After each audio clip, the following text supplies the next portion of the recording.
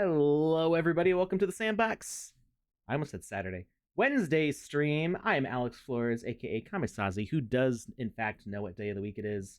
He Joined does. here in voice, mind, body, and soul by Lucas is right. How you doing, Lucas? I am doing quite well today, Alex. It's been an interesting one. How are you? I am ready to finish building this experience because Yeah. I'm liking it.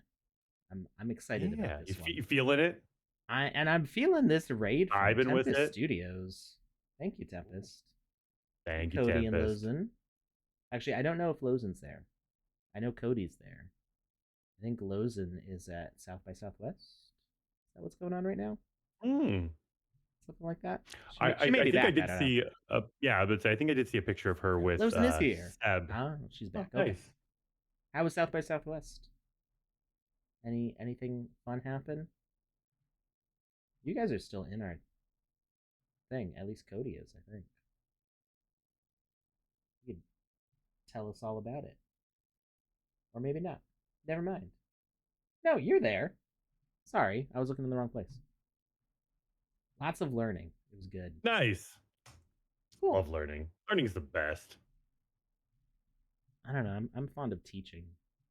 Ooh. See? I mean, two halves of the same coin. You like to teach, I like to Well, learn. skip the learning part. Bam. Just go right to teaching. It's a bold strategy, Cotton. And Let's see how it plays out. it's been good so far, let me tell you. It's been working. Whenever anybody asks you a question, you're like, hey, I'm getting a call. I'll be right back to Google and YouTube. Come back. Well, I have an answer for you if you still wanna. And then you just play your way through it. Is the fish in the pond still alive? Yes, they're just chilling. They're just chilling.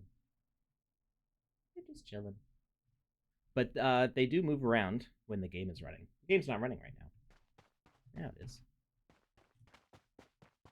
So we did find a dead bird on a ledge in here too. So I feel like that's a very fair question to ask. Like, hey, how are your animals doing? We know death runs rampant in your experience.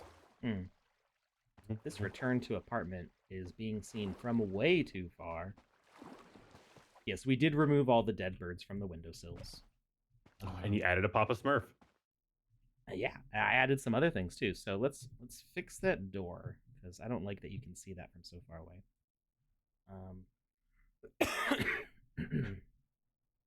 Let's see.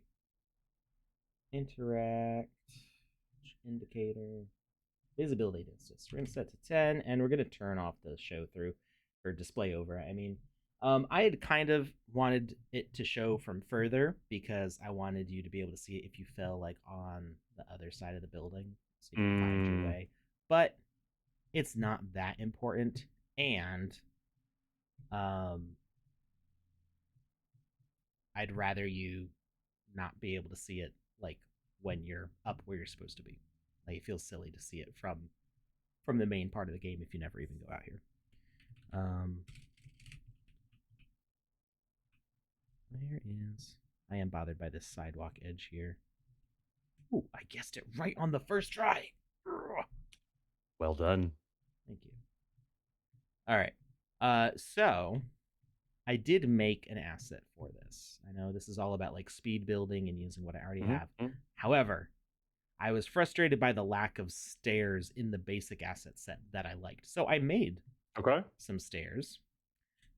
These stairs were designed to match specifically gray block. This one right here. So this is the basic gray block. I figured out what the hex code was for it, and I used that to define the main color of this stair asset, which is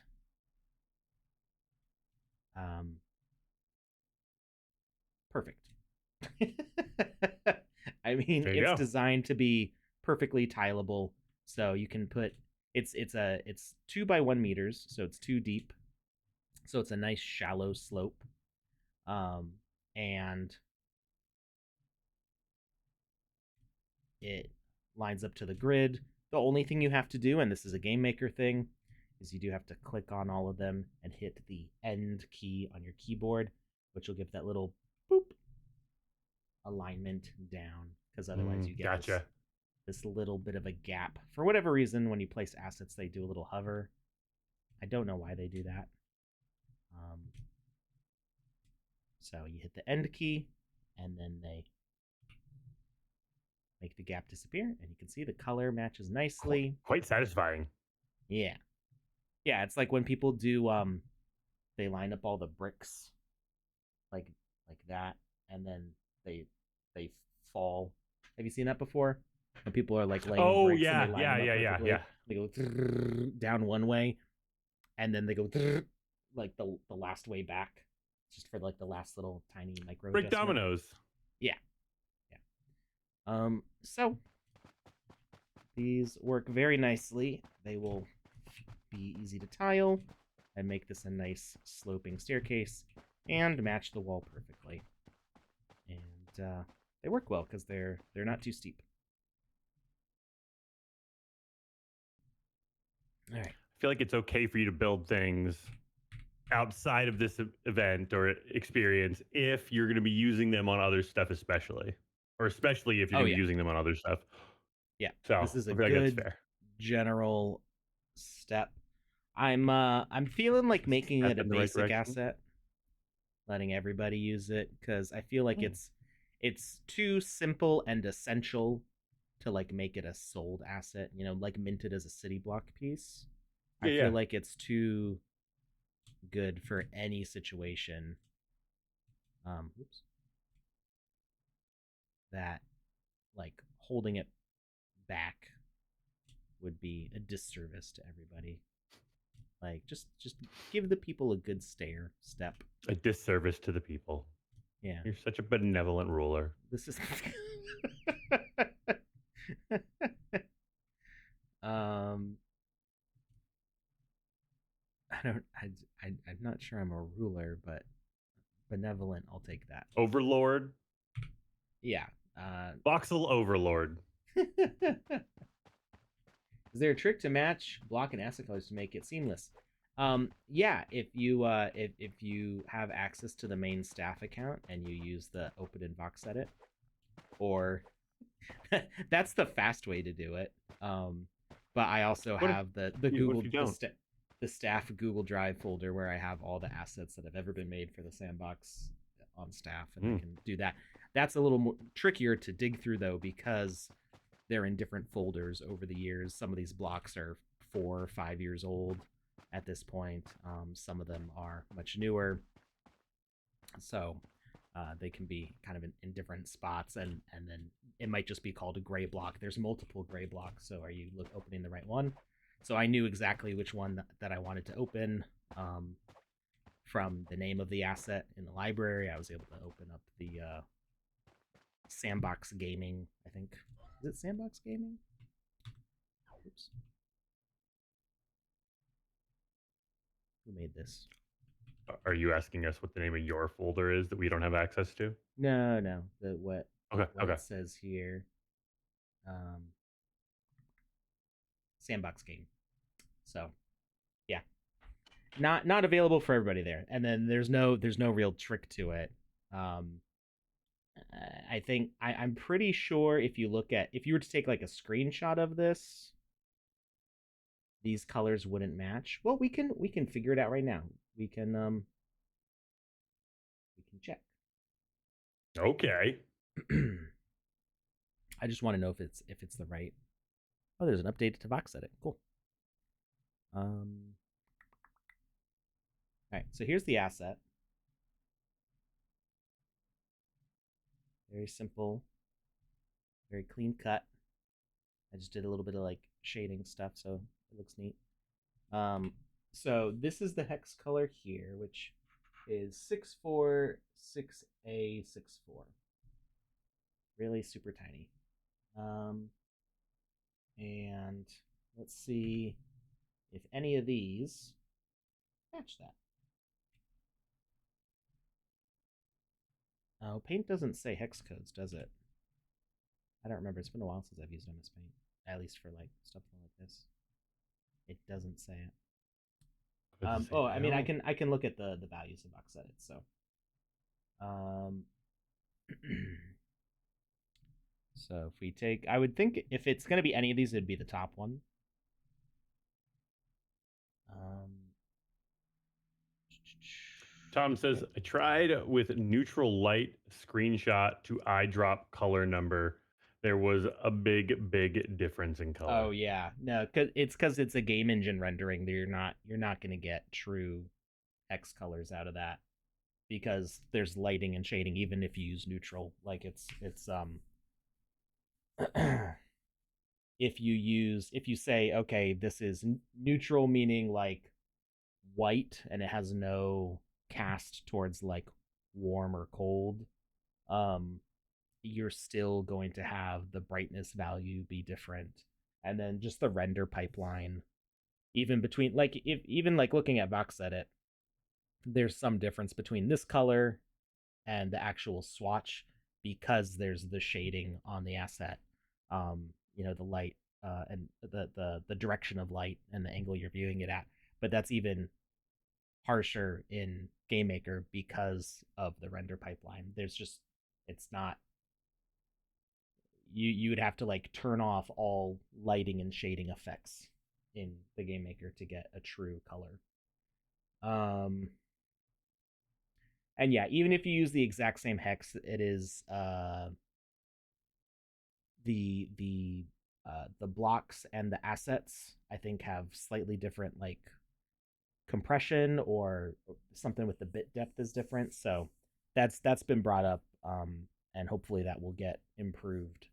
That's something that internally I've seen reported by the staff artists that the blocks don't perfectly match. My goal here was to get it close enough. So I mean, I used the exact same hex color, and you can kind of tell. I don't know if you can tell with the compression on Twitch, but you can just barely faintly see the edge of the asset here. It's eh, right Hmm? above this block. I'm going to point to it with the white pointer here. Oh, that's funny. I can see like a little glowy effect on it, but the edge is right there where that upper right hand white corner edge is. That is where the asset and the blocks meet. And if you don't believe me, bam. Bam. So yeah, it's very slightly different. And part of I'm not sure exactly why that is. But I think in general there are some things with the game, the lighting in the game maker that are probably going to see an improvement. I believe right now we're using 8-bit color instead of 10-bit color or something. I don't remember exactly what it is, but it's you might notice some like banding on gradients and stuff depending on what you're trying to do. Um, so that can all be improved, and part of it has to do with the way we have rendering set up. All right. Anyway, I made some stairs, and I think I'm gonna make them a basic asset because I think it would be helpful to everybody to have just a really super basic stair that matches something as innocuous as the gray block. Um, and we're gonna hit save because I made a few changes. So I had originally planned the series to be like we're gonna do 9 games in 10 days, and I I like that idea, but I because I only do the 2 streams a week, and we have the game jam stuff going on, and there's been health issues, and I've got other stuff going on. I feel like I'm not getting in enough of a groove to do it in just 10 days. So we're just gonna do it as many days as it takes. But we are trying to get through these games quickly. So if it takes 12 days or whatever, it's fine.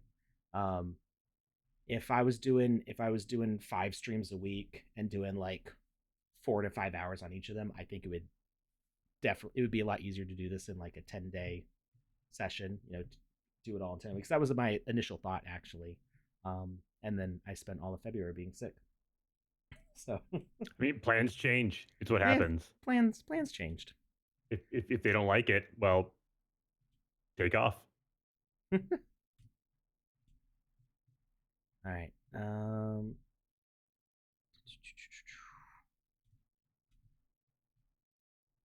Eh,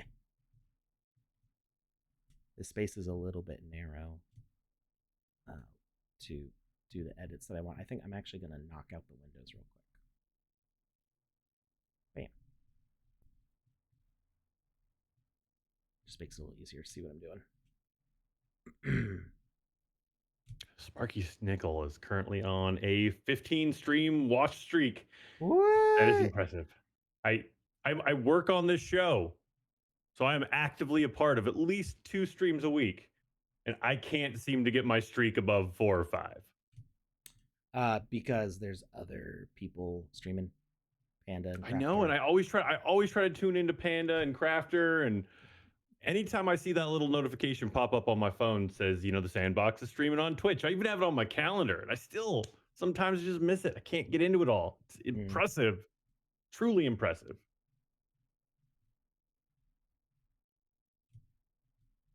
I'm skipping the having to deal with the offset when you duplicate. I'm just like, forget it. Just place the assets fresh.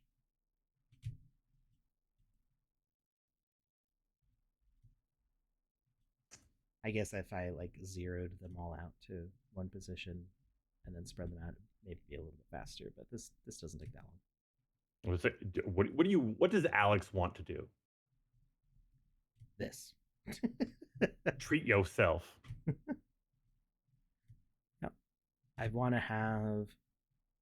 This is sort of like the decorative wall that you see on some staircases.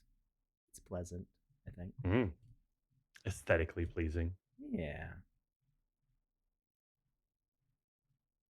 It reminds me of like late 80s hotel rooms that you see in movies all the time. Yep. Like whenever you walked in the door, there was always like something like that next to the door to create the illusion of a hallway almost. Mm-hmm. But like leave it more open at the same time.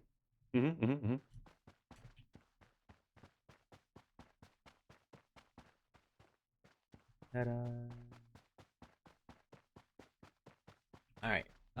So we've got this. I did want to do some sort of ceiling decoration. We got to finish putting these plants in, and we got to hide these raccoons all over the place. To do a quest. So there's that. There's gonna be a quest to find the trash pandas. Yes. Oh, I love it. Because we got to do some sort of quest, right? That's the whole thing with the Builders Challenge. That you have a quest on your experience, right? So I'm into it. So we got that. And I think we're gonna try to gather some Smurf berries too.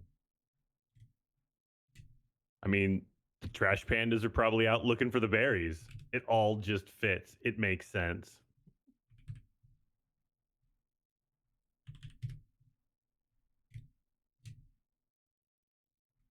All right, so we need to have a gathering loop for the berries. Oh, do we not? We probably don't have an actual berry asset. Like if we were to gather berries.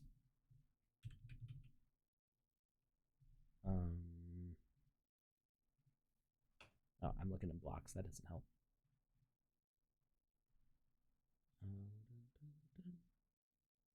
There's the berry stockpile.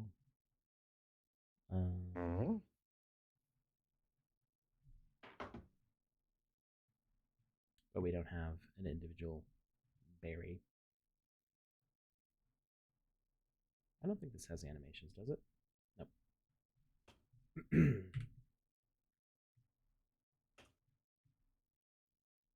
All right, so we're gonna make a berry asset. Real quick. You gonna build a berry? We're gonna build a berry. Okay. Oh wait, I'm not gonna be able to upload it because I don't have a lazy version of Vox Edit. Oh no!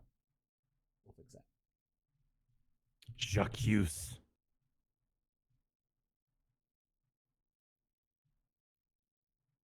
Jamiroquai? Jacques. I accuse you. That's not my name. Have you ever watched How I Met Your Mother? A little bit. There's whenever the show in the show they have like a little inside running joke. It's j'accuse. Whenever one of the characters does something that they deserve to be like accused of something for, Hmm. then somebody's like one of the characters was like j'accuse, and it's like a big deal.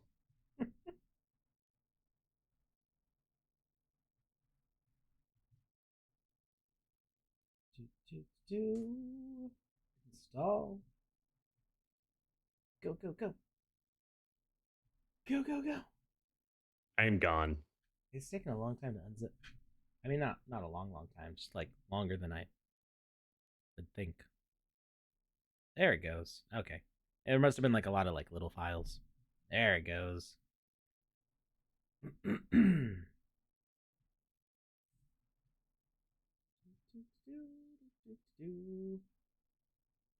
As administrator.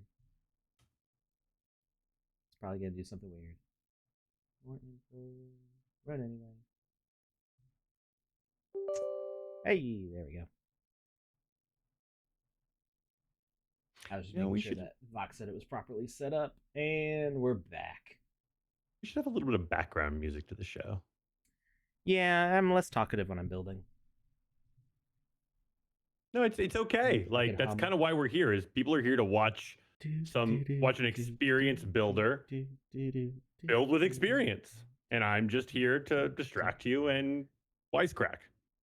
So, I mean, but maybe a little bit of background music that would be nice. Just little something. Yeah, I don't have anything set up for that at the moment. Mm. It would be I went to I'd have when to I was open streaming on my my own. What was that? I would have to open my iTunes, and then we get in trouble. Ah.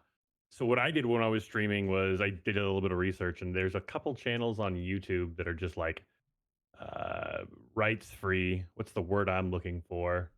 Royalty free. Royalty free music that's just free for everyone to use, and it's just like Mm-hmm. some basic like synthwave tones and stuff like that. I thought that was fun. Hmm. I love synthwave music though. I feel like I had a palette here. I'm wondering. I'm not sure what happened to the default palette. I have a very unsophisticated palette, so I will not be able to help. um.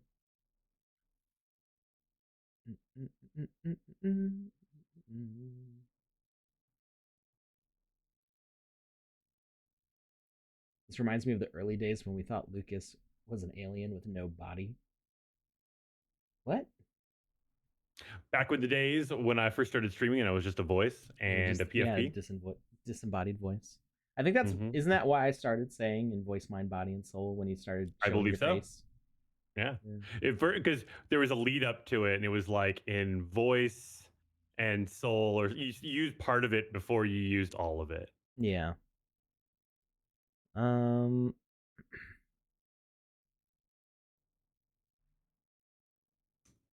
mm, mm, mm, mm, mm. Does anybody remember where the palettes are?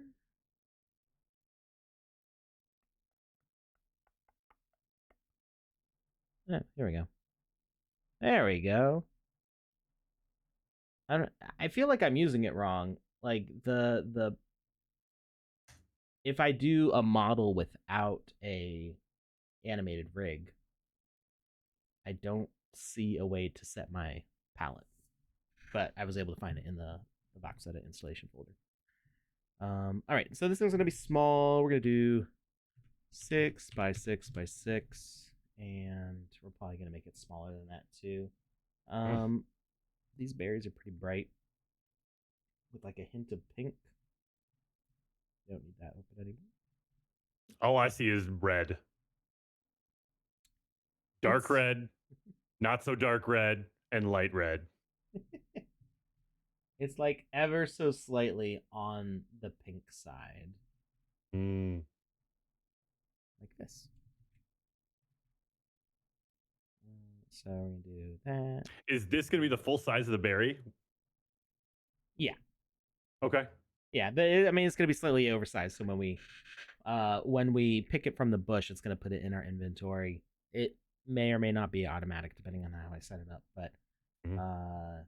it'll just be Oh, you're so gonna you put get a them on the bush so you'll have to pick it from the bush? yeah. Well, you'll interact with the bush and it'll put the berry in your inventory, but I want to have the visual icon in the corner that shows that you picked a berry because otherwise it'll show us picking up a whole bush or nothing, and I want there to be something.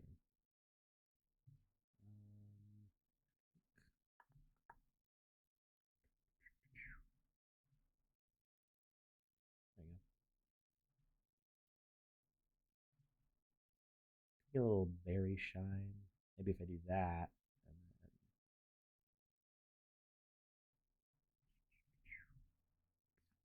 there we go. And we're gonna trim it down and file, upload to workspace, and that one.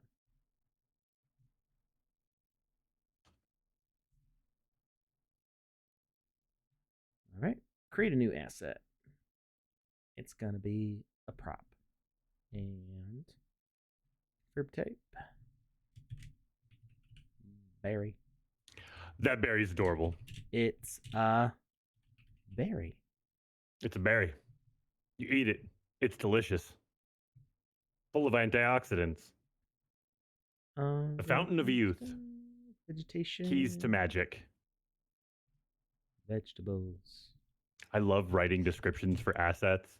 I don't know why, but I have a lot of fun with it. I have to be in the right mood, but like one of the projects we were working on, we had like it's like 150 some odd assets that needed like a name and a description. And I was just like, I was telling the people I was working with, I was like, you know what, just give me a couple days, let me get in the right mood, and I'll jump in there and I'll just pound it out. And on night number two, it just the inspiration hit me, and I dove in, and I had so much fun with it. Mm. I mean, some of that, I mean, as you could tell, like which items I started on and which items fell towards the end because things started to get more and more ludicrous as time went on. It was a wonderful night. Energy drinks were consumed. All right, it may take a couple minutes for that to load into our inventory, but it should be pretty fast. Oh, I did. You may or may not have seen the tweet thread I did after the last show, but I did Mhm. come up with a solution for the way that we have this set up. So the issue that we had is we did this loop of animation logic, so that way it would play the blooming animation, and then would stay open for a bit, and then it would play the shrinking animation, close up. And originally, I was trying to set up so that it would stay closed for a few seconds, but the problem was that for some reason, I probably did something goofy when I made it. The closed static animation is rotated 90 degrees. So it was doing like this weird like flicker thing where it would rotate it and then it would rotate back to do the open again. And so I determined that it didn't really need to stay in that closed position. There's probably more that I could do with this. It would make it more complicated. Like I could have the shrink animation, and when it stops, I could have it send a message to a timer and have it like stop playing any animation. It would actually like um, it would just be done and stay that way. And Hmm. then a timer would restart it after a few seconds. And I'm like, I don't need all of that. I just ended up cutting out the having it staying in the closed position. So Hmm. it just immediately opens back up because that closed position is arguably the most boring part of it when it's just looking like a cup of ramen. So now it What will if you stay really like open. ramen? Well, I mean, it still looks like a cup of ramen, but it stays open, it closes, and then immediately opens back up again. It's very impatient to get out there, Oh yeah. utilize its red chlorophyll. Also, I didn't know this. When I was making this asset, I wanted to call it Cup O Bonsai because I was thinking like cup of noodle, Yeah, yeah. but it's been called Cup Noodle for a very long time.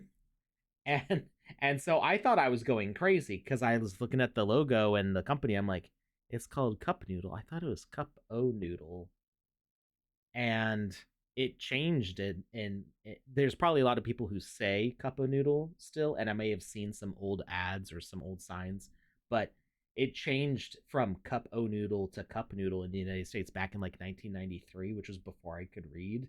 So it's not super likely that I ever saw it as Cup O Noodle. It's been Cup Noodle since I was a small child. Cup noodles, plural. Oh yeah, noodles, yeah, yeah. But just it was the O.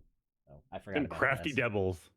Yeah, no, it's like I thought I was having a Mandela moment.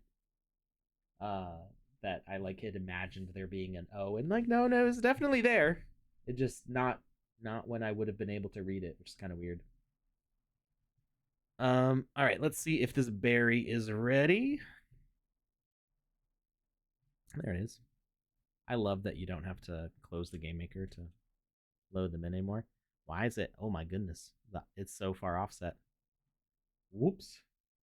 Let's fix Okay, that. so I'm gonna try to pronounce this one. Ixura, Zura, Ixuraa redeemed Oak Wizard Staff for 10,000 points. Oh hey, Redeemed congrats. 10,000 points for an Oak Wizard Staff, I guess would be the proper way to say that, and sound like I've heard people talk before. Mm-hmm. Mm-hmm.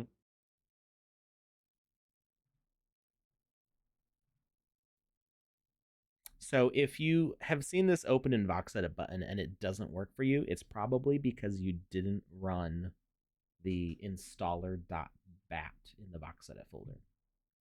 So if you look at your Voxedit folder, there's this install.bat.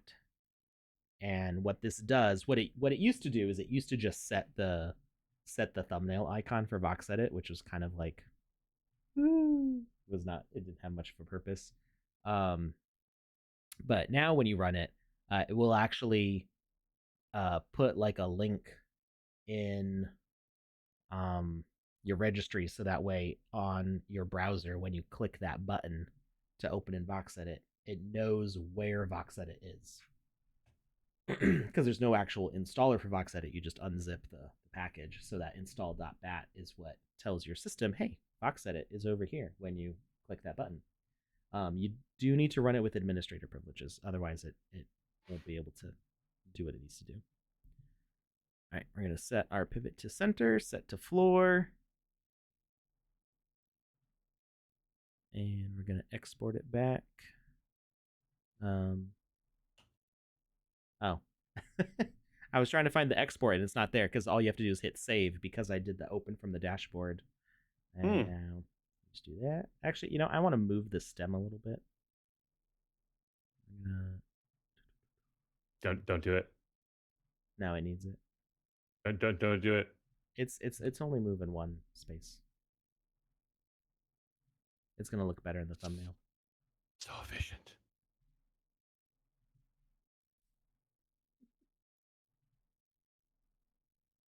All right, that'll take a little bit more to update, but it will eventually.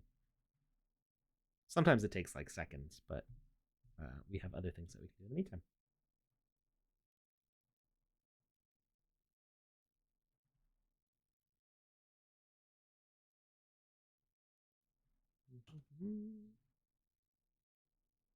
All right, so let's place the rest of this vegetation around and figure out where. Oh, uh-oh. There we go. Froze up for a second. Wait, has she always been on a floating garden? I feel like there was a building underneath her before. I must have accidentally like had a stray right click somewhere. Is that Linda? That's Linda, right? I'm pretty sure Linda was on a Lydia. rooftop garden. Lydia. I kept on calling her Lydia. Linda, but it's Lydia. Linda. Her name is Linda now. But yes, Linda was on top of. She was on a rooftop garden, I believe. Yeah, well, she's still in a rooftop garden. It's just floating. It's There's just it's no a it's roof. a it's not a roof to anything. It's just Hmm. Hmm. yeah, it's just out there. It's just wild. Just doing its um own thing. It will not be caged. It's like, oh, you want me on the ground? Yeah. No, thank you, peasant. I will float. I want to use a building that's not either the red brick or the cement. Um, oh, oh, it's for the back rooms. I was like, this is a really nice elevator. Um, what building was there before? I don't know. That you'd have to watch the VOD because I have no idea. Yeah, or I could just make a new copy of the template. Um, oh wait. Or, or you just move Linda onto another rooftop, drop another building in there. Hmm. I mean, I think she can You're, stay where she is. I feel like it's more work to move her than to just put yeah, yeah, something okay, underneath her. okay, okay. I'm just there's another this building. I don't know why there's another copy of the building right here. This is what I was looking for. I think this is what she was on Mm. top of. Duplicate. Is it the right height? Yep. Nice. I had a feeling because like the it was definitely not one of these two, and it would have felt repetitive to have multiples of those buildings. Um, there we go. Good enough.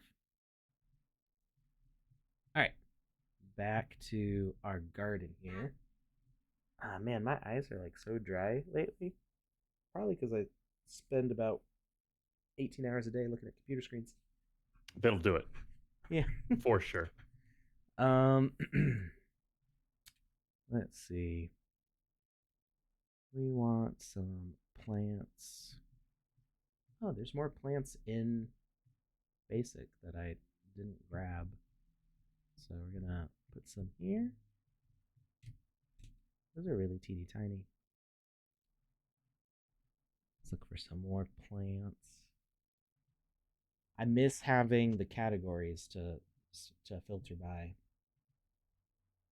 Those should be coming back because I've been working on massive amounts of categorization the past few weeks, but I'm not sure. Like it, we'll see an update on the marketplace. Like everything's gonna be in nice, shiny new categories. I mean, some of them will be the Mhm. same categories as before, but there's just everything's gonna be properly categorized. Um, but I'm not sure how soon we'll see it come back into the game maker for searching purposes. Oh, what's this? Oh, that's too much for our little pond here. Yeah.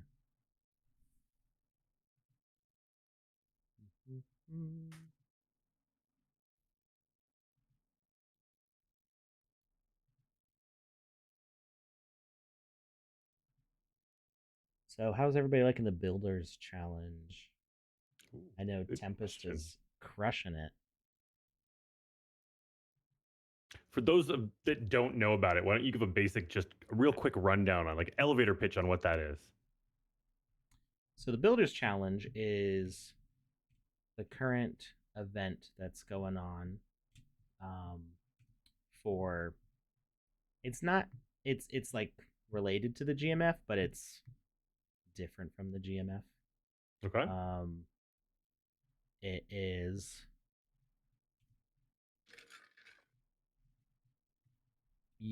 creators publishing their projects to the map, and then um, the top the top experiences each week get a payout in sand. Now there should be a link on Medium for that.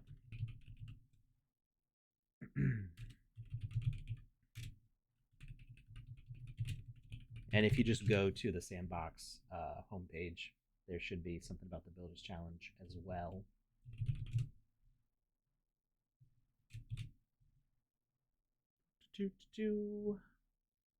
Builders Challenge. Build and earn. Reward pool of 1 million sand. So if you own land and you're not Sandbox staff or a partner and you're not participating in this, then what are you doing? um, does this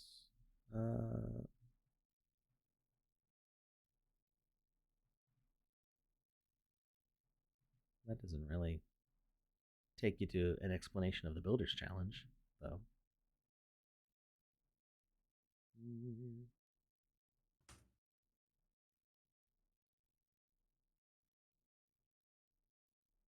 So it's open till April 22nd. Um, I thought that this would link you to like an actual explanation of it. Maybe if we go to events, Builders Challenge. Here we go. This is what I was looking for. So all creators with eligible experiences can win.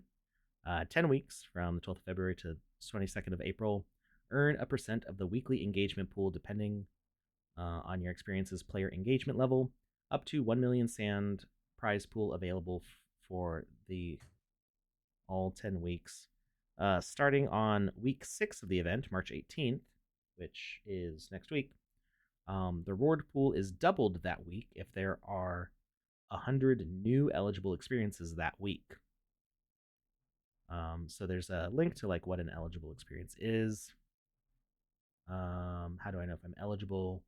You need to be KYC'd, over 18, have a wallet connected to your account, following all the terms of use. You're not breaking the rules. They have to be made in GameMaker 0.9. Your account has had to have been logged into on 7 different days. So this means that you can't just like create an account, open it up once, throw some junk together in the GameMaker, publish it, and be like, give me sand. You need to actually be actively involved in developing for more than a week.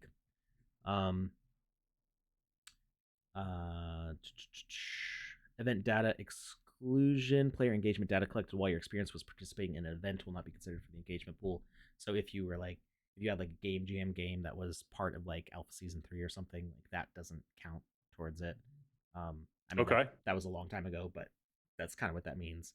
If you had an experience that was involved in an event, the period of that event does not count towards this. Okay. Employees can't participate, and if you get banned, well, don't do that. Don't do it. So I don't have anything live from my account. I don't know if I can show you the analytics pages. I might be able to. It might only work for a published experience. Okay, well, at least I can open it up. All the numbers are going to be 0. But you can see this is what we're working on right now. Wizzy the Green City Garden. It'll show you the total number of minutes that have been played. It'll show you the average session length, total number of players, total number of unique players. So total players would be like, if Hoddle plays the game 3 times, on 3 different days or 3 different sessions, those each count as a different play. So that's your total players. Reach versus views. Yeah, and then unique players, Hoddle, no matter how many times you visit, only counts as 1 unique player. Daily active users and monthly active users. And then you get a nice graph that goes back as far as a year that will show you, total visits and time. Unique player visits. Yep. Also page traffic. So this is all related to the game itself, but then you also get page traffic. So you can see like maybe if you're getting a lot of page traffic, but you're not getting a lot of plays, maybe that means that you need to spruce up your page more. Get some nice little video clips of people playing the game, some nice screenshots, work on your text, because that'll show you that people are seeing your experience page, but it's not converting into a play. Hmm. and the sand payout is based on play. Um, yeah, so pretty cool feature. What that means, as far as I'm concerned, is like um, people can be publishers now. That Hmm. not for the Builders Challenge. That's um, you should be making your own game for the Builders Challenge. But if you own like a 3x3 or 6x6 estate, and you have maybe you have like a following on Twitter, or you have a group of friends, or a community on Discord, or you're a brand, you're an IP, put it out there. Hey, I want you to have your game on my land. If you don't own land, um, come publish with me, submit games. So this is your chance as a landowner to become a curator and a publisher of experiences. We have the experience transfer tool. So if somebody doesn't own land, they can transfer their experience to you, and you can publish it on their behalf. Make sure you get contracts. Like, if you're going to do stuff like this, make sure that you talk to a lawyer. There's lots of affordable lawyers out there. I have a lawyer that helped me set up my LLC. It was like just a couple $100s to like get all that figured out. Anytime that I need to get like a contract written, or have him look at a contract for me to make sure everything looks good, I think it's like $120 or something like that. He's very affordable. He's a great guy. He's been a friend for a long time. But I'm not getting like a friend discount. This is just what he charges. Um, so find a reputable person to like look over these things and help you get a nice boilerplate contract that just has the essentials in there, that goes like, okay, we are exchanging this experience, you retain the rights and ownership, whatever terms you decide on, and whatever people Hmm. are willing to agree with you. But make sure that you have a contract before you start agreeing to publish people's stuff, because it will get messy if you don't. um Whenever money's involved, it's always a good idea to yeah. have some form of a contract floating around out there. So have that account set up, or you could also set up multiple other accounts where like you control the wallet. So you're controlling the ownership of the land and the sand uh, associated with it, and the NFTs associated with it. um, but then you give login access to builders who can do any updates that are needed and stuff. They're not just transferring the experience to you and then they have to log into your account. There's different ways to set this up, and I'm happy to answer questions about how you can do that. But get a group of 8 builders or 9 builders, whatever, to have experiences that you'll publish for them. Make sure that you play them, that you are okay with your curation, that you think that they're fun, that they work well. Give feedback to those builders, and then make a make a pass. Get some common catalysts, and mint 100 passes. And uh, I would say probably you would want to have maybe like a social hub in there to like advertise the other games that are in there, and have the social hub be free to play, as well as maybe like one experience, kind of like almost like the demo. um, be like, hey, if you like this stuff, buy this pass and you can play all these other games. um, you would probably want to do more than 100 passes. But if I think, I don't know where you do it. I think there's still a way where you can apply for a distribution of common passes to do a project like this. I don't know exactly where you go to do that right now. But yeah, it's basically, you don't really need any official support to do something like this now, because the platform's open. You can mint, you can publish. This is the open metaverse that we've been waiting for, and it's live, and you can show those analytics. So um, even if you're not participating in the Builders Challenge, if that technically you could participate in the Builders Challenge with something like this, but even when the Builders Challenge is over, you've got all this stuff live. Do the pass, and then be able to show the creators that are published through you, how many people are playing their games, what their average play length is. If it takes 30 minutes to play the experience and people are only playing it 10 minutes, maybe something's broken. Oh, we lost Lucas. Yes. Hey, you back. You're on a roll, so I didn't want to say anything. I moved a window and it like Discord is so finicky. If there's Mhm. not at least 1 pixel of the Discord window showing, Lucas disappears. And I accidentally covered the Discord window when I moved my Chrome back over to my other screen. But yeah, so like you can do this.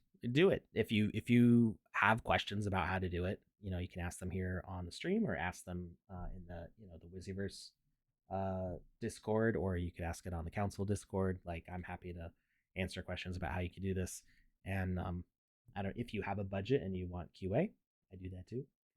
But yeah, I'm excited because I think I'm gonna start doing this. This is something that I've just in the past like 48 hours been talking to Panda and Joe about a little bit.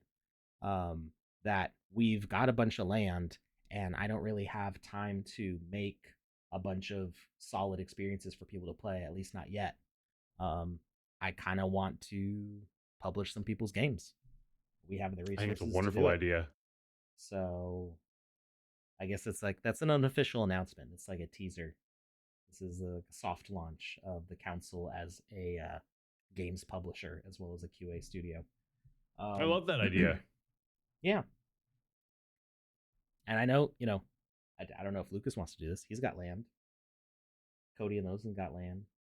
Like I mean, they've got whole builder studios. They've got bunches of artists and developers. But I think there is a lot of content in the sandbox in the game maker gallery from game jams and just from people creating things that are by people who don't have land, who you know don't have the 300 $500 whatever it costs to get a land on mint or on secondary right now, Mm. who might be looking for this kind of opportunity. When Wizzy Game Jam, when I started talking about this with I can't remember if it was with Panda or with Joe, that was like the thing that came up is like, well, yeah, we should run the Wizzy Game Jam. And I'm like, yeah, we should. There are some resources that I want to put together before we do a Wizzy Game Jam, which would be like character bios and some Mm. additional assets that people could use. Um, So and I people could just haven't have had just time to put that together. more lore to work into said game jam. Yeah, I mean it's the the core lore for the Wizzies is that they're metaverse guides, they're metaverse helpers. So they can be in any game. That's what I'm doing right now with Yeah. them as I Okay. punch my mic. Um, you can pop them in any game and they can help point players where to go. They can help heal the players. They can help fight alongside the players. They could even be an antagonist if you wanted. um, there are corrupted Wizzies planned as part of the avatars. Um, but I do want to like give if people want to make the personalities of the Wizzies match what I have planned for what's going to be in the official content. I want to give like a little bit of that background. So, you can take it or leave it, but um, before we do a Wizzy game jam, I want to at least have that there so people aren't just like, wizard, they're there. Uh, you know, give people a Just like framework to work with. 9,000 iterations of Gandalf. I mean, that's kind of what it is. Um, Oh, well, never mind. a little bit of Gandalf, a little bit of Dumbledore. Radagast, just all of them. All the best of all of them thrown into one. It's like they all had a baby together. What did Tom Voxel say? That would fill those lands in just 3 weeks. The Yeah, Wizzy Game Jam. yeah. I mean, it's I've got. I think the council has 12. We've got a 3x3, and I think we've got at least 2 other lands. So we've got at least 11 lands that are dedicated for the Wizzyverse right now. But I would definitely be happy to expand it if we had a lot of good game jam entries to like be able to publish all those. But the thing with doing a publishing deal is like we want to make sure that the games are working well. So it's not Mm-hmm. just, hey, you had a game jam game, it looks cool, let's launch it. Um, we do go through a process of like, hey, we're gonna play your game, we're gonna test it, we're gonna try to break it, and we're gonna let you know what needs to get fixed. And this is what we've been doing with the Steve Aoki jam and the Playboy game jam, is that we go through and we give a lot of feedback, stuff that's like not bugs. We do make suggestions of like, hey, like, you know, there could be more story. Like, nobody's really talking. Like, maybe you want to have some more narrative. We do make suggestions like that, and we try to give some tips and feedback about how to improve in those areas. But those are just recommendations. Those aren't usually like, you have to do this or it's not going to be published. The only time we say you have to do this or it's not going to be published is, does the game break? Is it unplayable? Can people not beat the Yeah. game? So we do. It's actually written in the contract that you have to clear those tickets before we will let the game be published, because we're not gonna let a totally broken game go live for a partner like that, and the council would do the same for on our own stuff. So It makes yeah, sense. Makes perfect sense. that's kind of the, I mean, the especially whole if it's workflow. on your land and you're flying your flag above it. You don't want it to make you look bad. Mm-hmm. Hey, Alex, What's that? can we do the giveaway? Absolutely, please do. Pop. All right. Um, so we got off on like a big tangent. That was just kind of like a stream of consciousness thing Mhm. about what's been on my mind all day. I, I'm cool with it. I like it. The berry didn't update. How about now? No. Actually, I don't know how quickly they. If you upload a new asset, it updates pretty fast. But if you change the asset, I don't know how quickly it actually fixes itself. But we can get back to that later. So we want to find these raccoons. I think we need to like. I think we're just gonna like hide them in the foliage and stuff. You gonna So, hide them in just this building, or is it gonna be all over town? no, just the building, because right now all this space out here is like um not the intended space to explore. I Okay. made it so that way there's a door to get back in case you jump out of bounds. Um, but for the most part, we want people exploring the penthouse and the rooftop garden. So we're gonna just gonna hide these guys. Actually, before I hide them, we should make sure they're all tagged, so that way we can do a quest with them. Mm. So we're gonna select all these guys, and I had a feeling that building was gonna get selected too. And we're gonna give them a tag of bandit. Lieutenant General asks, does it update the assets while in use? I always reload to see the changes. I think it's supposed to, but I don't think it is super consistent yet. Hmm. It does it if you upload a new asset, it does do it live. And I think it's supposed to check for updates, but I feel like sometimes hitting play and like going back sometimes does it.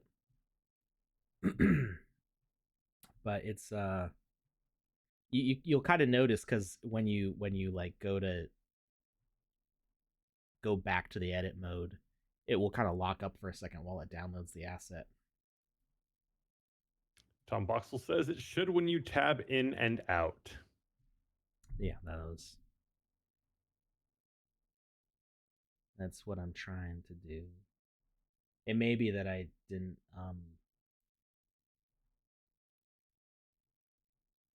because I hit exit on Vox Edit, and I don't think I hit save. I did, like, I uploaded it though.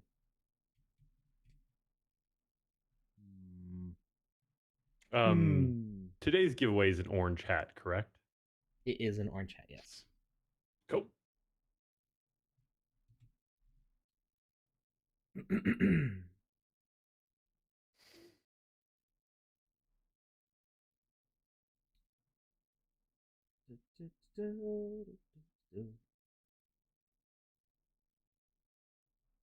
Sorry, something For happening off what? to the side here. I was just getting distracted. All It right, happens so to we the got best of us. tags on these guys. I think Wizzy the Green's gonna give us our quest here, and he's just gonna be kind of hanging out at the top of the stairs here.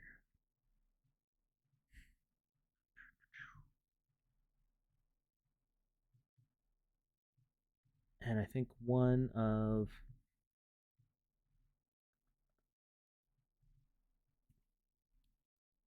these raccoons, the plain one's going to be hanging out with him.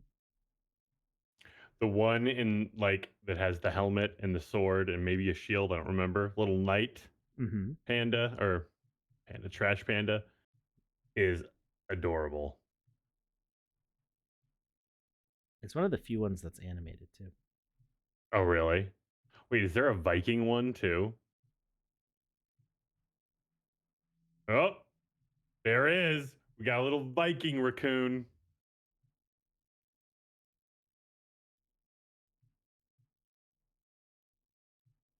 These are adorable. What are these from? So the first one was made by one of they're the mascot for the staff artists. Oh, okay. I And so didn't they know get given that. away, they get given as gifts to the staff artists, for we have a few different reasons that they get given to us. So sometimes it's like for your birthday or for holidays. They're just like a little perk.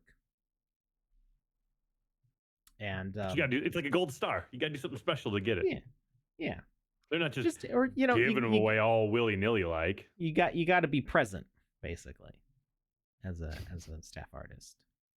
Or it's a present. Um, Mm. but yeah, no, I really like them. Good luck ever finding one on secondary. I mean, it may so somebody might sell there someday, maybe. I mean, without the backstory, it's not going to sell for a whole lot. Oh And yeah, now that you got that it's backstory on it, people who don't know what they are will just be like, oh, that's cute. I know there's only a few of them, but they won't know like why yeah, they're there. somebody worked hard for this. They were born on a specific day, and it was given as a gift by a courteous and kind coworker. I did. So if you look back through my tweets to uh, Saturday, were we working on this Saturday? No, Saturday was a game jam. So a week ago, Mm. Wednesday. That was I did a little thread on that. What's the story behind the ducks? So, um, rubber ducks are actually pretty common in video games as an Easter egg. Um, you can find them in Call of Duty. You can find them in other games. Um, I've found them in multiple games before. I've found them in real life, actually. I was about to say, I find them in real life every once in a while. I don't have it. I don't have it near me. I think it's in the other part of the house. When my wife and I went on that cruise in November, I think it was. Um, we found one. Technically, it wasn't us who found it. It was the waitress at the bar that we were And eating you at. beat her up and took it from her? No, Oh, okay. we actually let her keep it. I was sad. I took a picture of it. Okay. Because she was like, "Oh, you can have it," and I was like, "No, you found it. You earned it." But Where was it? apparently, it was sitting on top of a picture frame Hmm. on a picture that was in the hallway. So she like, uh, we were just chatting with her as we were because there it was like late and there was nobody else around. So we were briefly chatting, and she kind of looked and was like, What is that?" I was like, "That's a rubber duck. You found a rubber duck in IRL."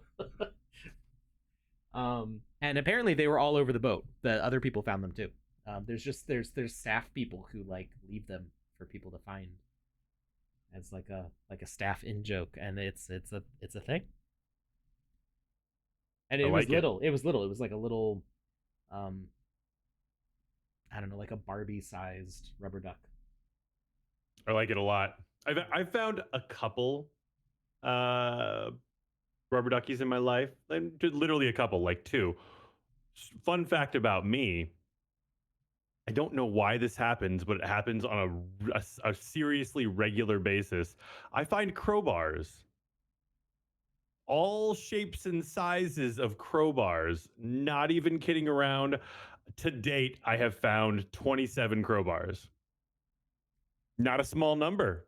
I mean, when me and my wife first started dating, I told her, I was like, I'm telling her the same thing I'm telling you right now. It's just like, I find crowbars. The universe just leaves them at my footstep, or at my foot, or on my doorstep, or somewhere that I'm going to see them. I don't know why. And we were in like a Home Depot one day, and we're coming out, and there's literally a crowbar resting on the back of my car, just sitting there. Didn't damage it, didn't scratch it. There was nothing wrong. It was just sitting there. That And almost she sounds was like a threat. Like, I this mean, is how it kind close of we got. does, but who doesn't love a good crowbar? I mean, they're so useful. And like one time, like I was literally walking out of my house, and me and her were exiting. She was going to work, I was going to work, and there was literally two crowbars sitting on the ground on our porch. And I was just like, now they're multiplying. Now there's not just one anymore. Now there's two. So yeah, I find crowbars all the time.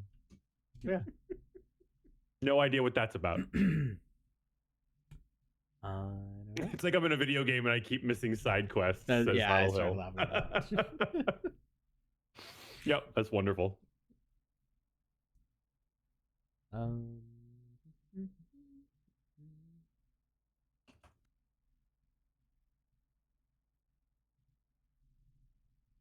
all right. Wizzy start. All right, so we're gonna talk to Wizzy the Green. He's gonna give us a quest to find all the little raccoon friends. And I would like to make this where they all end up on displays, but I think Mm, that's out of scope for today.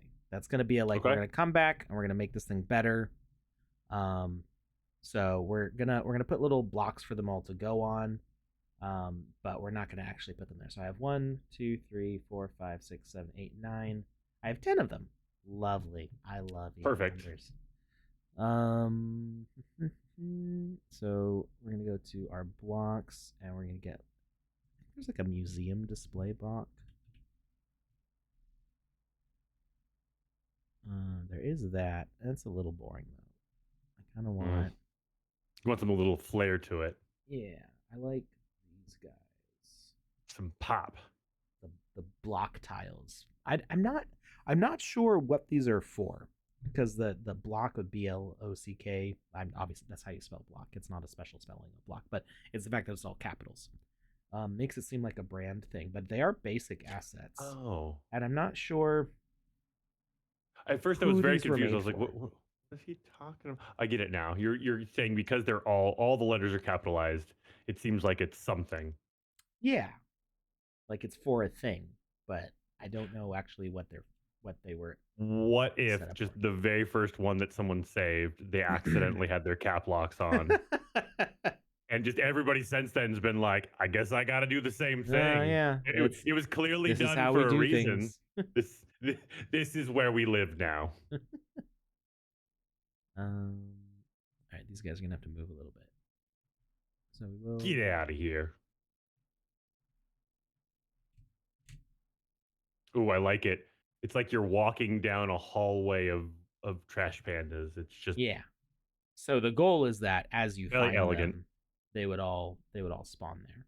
And it tells you how many you still have left to find. Yeah. Digging it. But we're not gonna set up the spawning process today. Mm-mm. Not gonna Um, do it. Can't make me. now I think that would mean they need to be curio assets actually, if I remember correctly. You're a curio. So item can be collected by all the clients locally.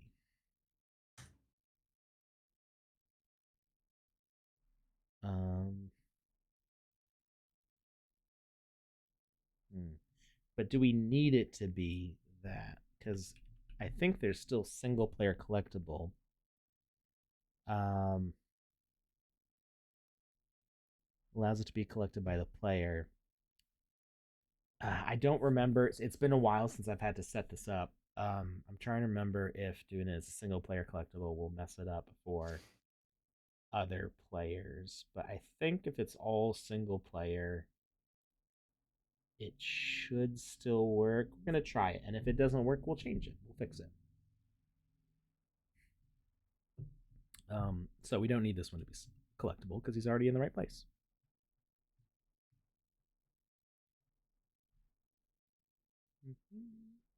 He should look at the player though. What sound should he make? What sound should the raccoon make? Like, should he squeak? What does the raccoon say?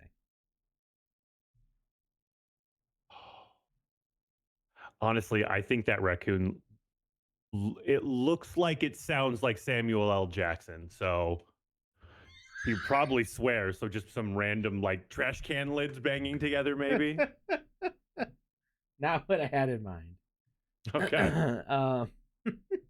You tell me I'm wrong though. Look at that raccoon and tell me it doesn't look like it sounds like Mr. Jackson. I wonder. I'm trying to remember how we set the font size. So if we go to docs.sandbox.game, and we got our nice, super thorough thing here. Now, cool thing is the search here is actually, I think, AI powered. So if we just say like formatting, it gives us nothing. I got excited. Am I not? Oh, yeah, it may be because I'm on this specific page. If I go to build game maker,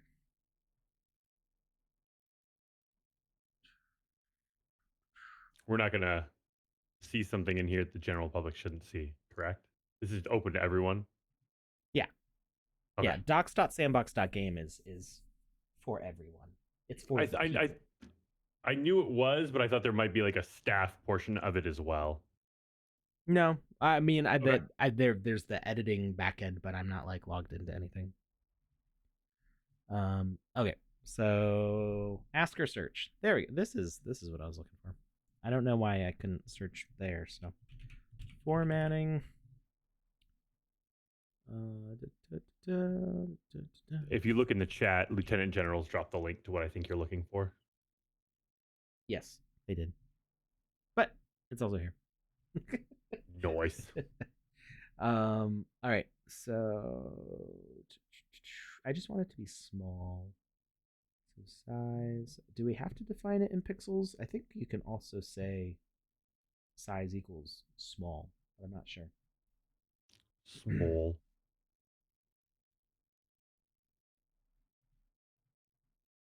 So we're going to do italics and size equals small. And then we're going to do slash size and slash I to close our italics. And let's see if that looks right.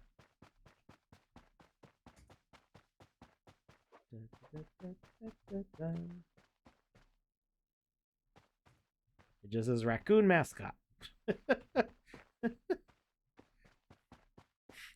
I guess what they say is very small. Let's see. I went black again. What? I'm blacked out. There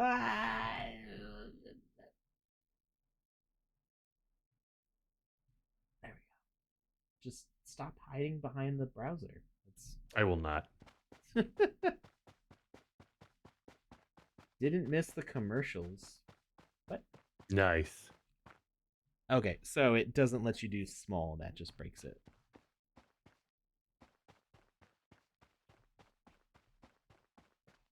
Okay, but now we got to get raccoon mascot to be small as well. I don't know if it'll let us do that.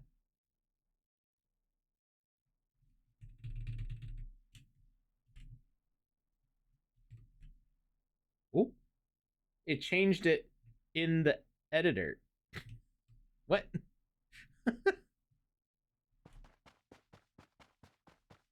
Like it changed the size. Okay, there we go. Hmm. Now it's small. Nice and small. We could make it even smaller. What? That's funny though that I can't. Now I just feel like you're trying to play God.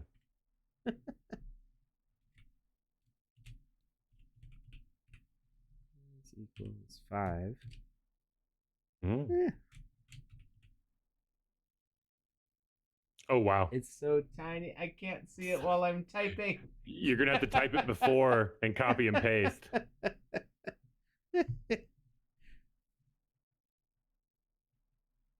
um, yeah. If I just, I'm just gonna copy it from over here.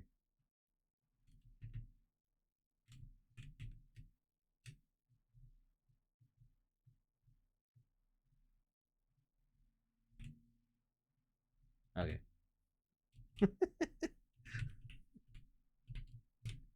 So tiny. It's fun. It's funny that it works that way.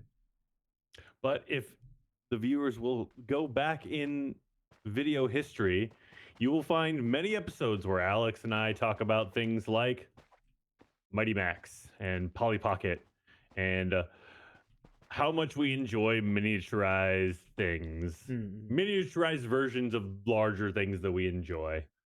I think we Yeah. referenced the Turtles mini packs at one point. Hmm.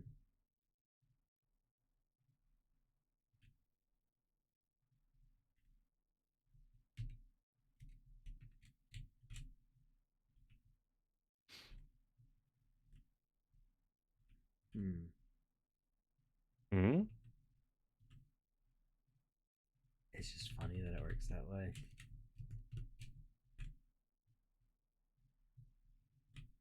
So because the speech bubble can't get smaller, I kind of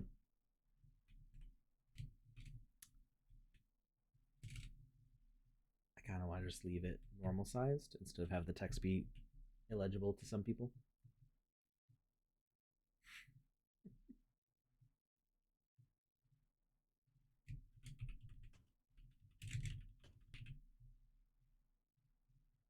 It is cool that you can change it, but I feel like making it smaller is going to be not great for people on a smaller screen.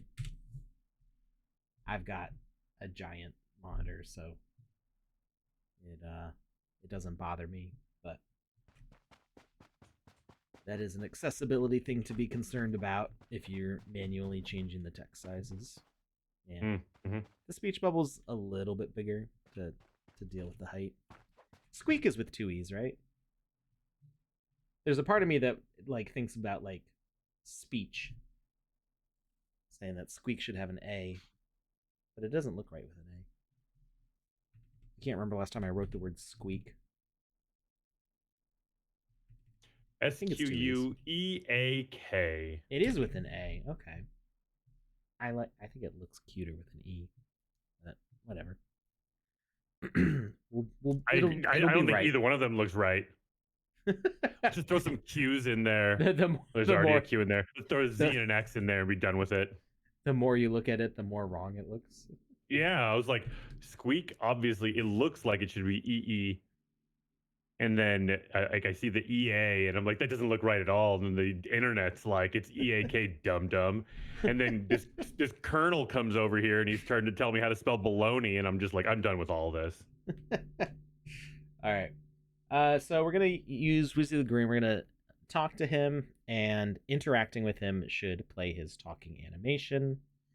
Um, it's going to infinite loop, so he's just gonna keep on gesturing while you talk to him, and then after you accept the quest, he's gonna stop talking. So we'll put him back into his idle animation. Um, so we're gonna add idle and infinite loop play condition on receive message, and we're going to say wizzy dot stop, and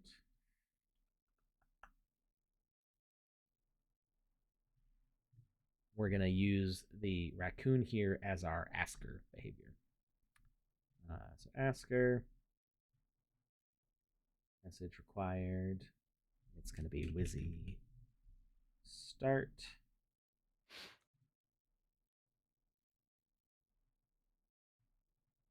Okay.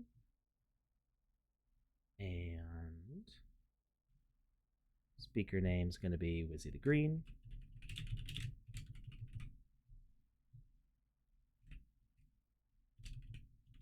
Hey, can you help me gather 9 missing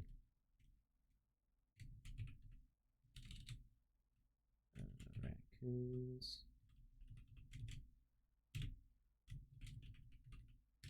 They must be around here somewhere.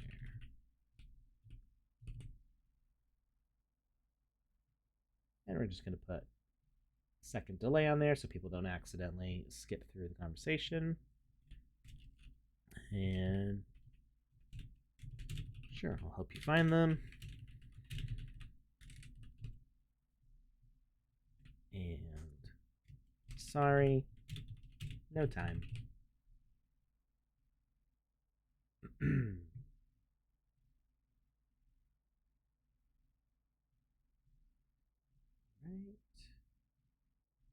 Now, either one of those should send. Ooh, we could send it with an argument. Like what?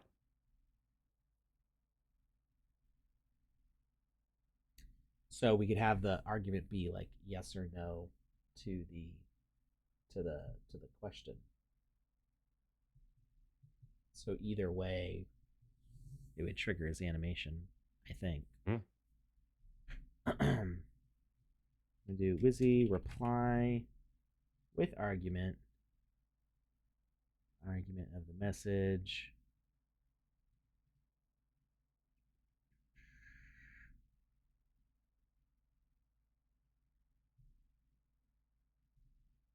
Nah, too complicated. Okay. Chuck it out the window. I'm just wondering if I can get that animation triggered with another message, and I could. I guess either one would be fine. Wizzy stop. We could do Wizzy accept. Accept. Because we have a message that's being sent whether we say yes or no, and it's stopping him doing his talking animation. So, so message 1 is going to be Wizzy accept. Message 2 is just Wizzy stop. Either way, he stops talking. But if we say Wizzy accept, it's going to activate the quest.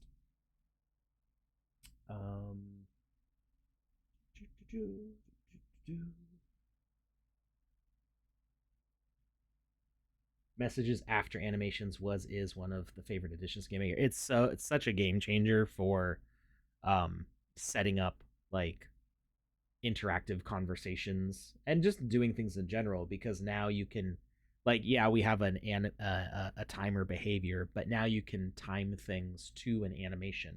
So if you have an animated sequence, you can go way past the 20-second limit. Actually, I think it's a 30-second limit now in Vox Edit, by having multiple animations that trigger one after the other, and you can time those in sequence with the things that are happening in your game because those messages are firing because of the animation.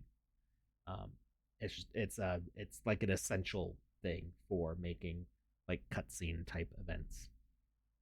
All right, so we've got all of that, and then we need a quest. So we're going to go to our objectives, add a quest, bandit hunt. Find the 9 raccoons hidden around the rooftop garden. And we're going to launch it with Wizzy accept. Quest type is counter. Um, Quest tag is, I think bandit is what I put, right? Yeah. Bandit, we need 9 of them. And requires message because we're going to turn it back into is he the green. Um,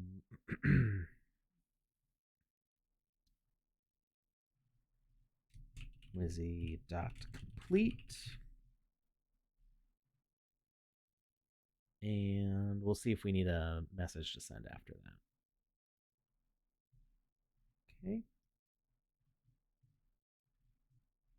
Now for collecting these, I kind of want to do an interact instead of a run over because some of these guys are going to be kind of like tucked away like inside the plants and stuff. So, so you actually have to push a button to pull them into your inventory as opposed to just like proximity.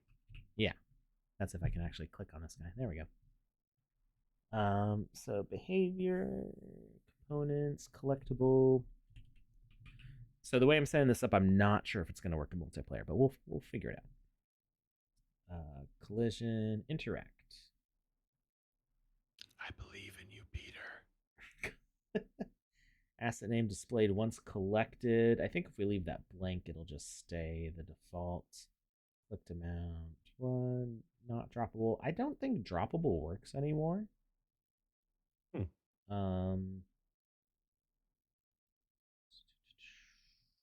Broadcast type. We don't need to send a message.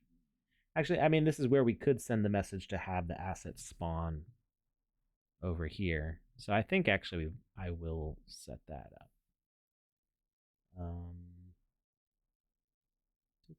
I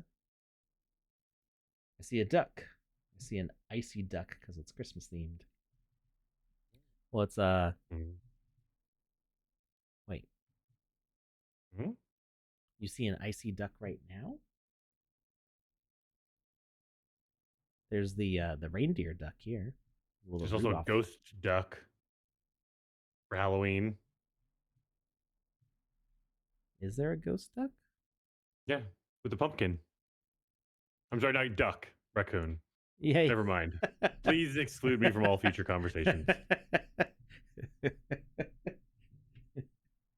Ducks, raccoons. I mean, they're all just vertebrates. What's the difference? It's like deers and kangaroo. They're basically the same thing. Yeah. At least I didn't say lizard. Then, whew, snakes, that would have been grounds raccoons, for ridicule. They're the same thing. Alex gets it. Spiders, gerbils, League of their own. They're the same thing. Now imagine a spider gerbid hybrid. Tarantulas, chinchillas. They're both just fuzzy, cuddly buddies. They all fit in your boots. Thank you, Go West. All right. How did he know that all I wear is boots? Let's see if this is working. So, raccoon mascot says squeak. Talk to Wizzy. He starts talking, and he's going to loop this animation until something ends this conversation. So he's just going to keep on saying stuff. And this is a pretty common thing in games where while you're reading their speech bubble, they just keep on gesturing like they're talking. Hey, can you help me gather the 9 missing raccoons? They must be around here somewhere. Sure, I'll help you find them. Or, sorry, no time. Oh. It didn't bring him back to his idol. Oh, you know, I might not have set the right message there. Oh no, and he doesn't talk to us again. Did I say ask only once? Oh, you know why? I don't. Because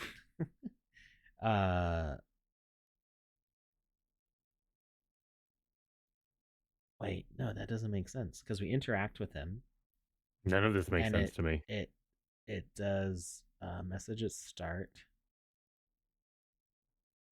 Does he start? Okay. Um, play on receive message. Interact. Was he start?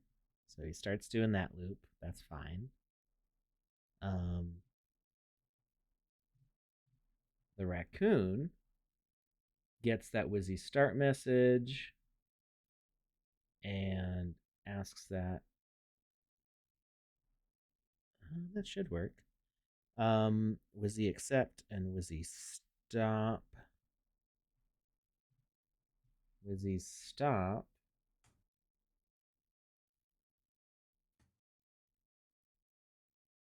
Oh, maybe. Oh, maybe we need to set to interruptible, probably. I mean, I was gonna say that. That was gonna be my next suggestion. I haven't had to use interruptible before. Like I haven't.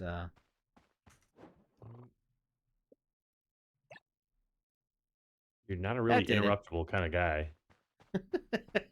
Really, I really don't leave let any it openings. happen. Yeah, you just like you gotta be quicker than that. You always got something. You can interrupt me, but I'm gonna bring it right back around. Drives my wife nuts.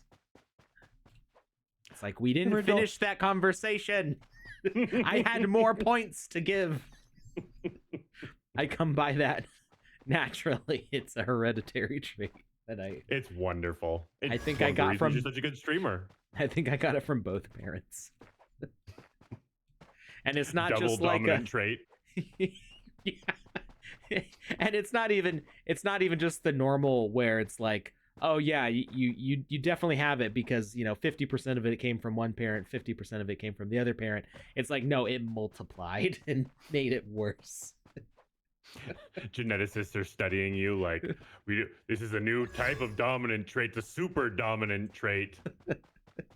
It's a double dog dominant trait. He has no chance of not passing this on to his children. Okay, cool. So he loops his idle. Goes right back. I don't really like the jump, but I can't fix the animation now. So sorry, no time. He goes back to idle. And then we talk to him again. So we could do this all day. We can just keep on rejecting him and he's just gonna keep on looping back to it.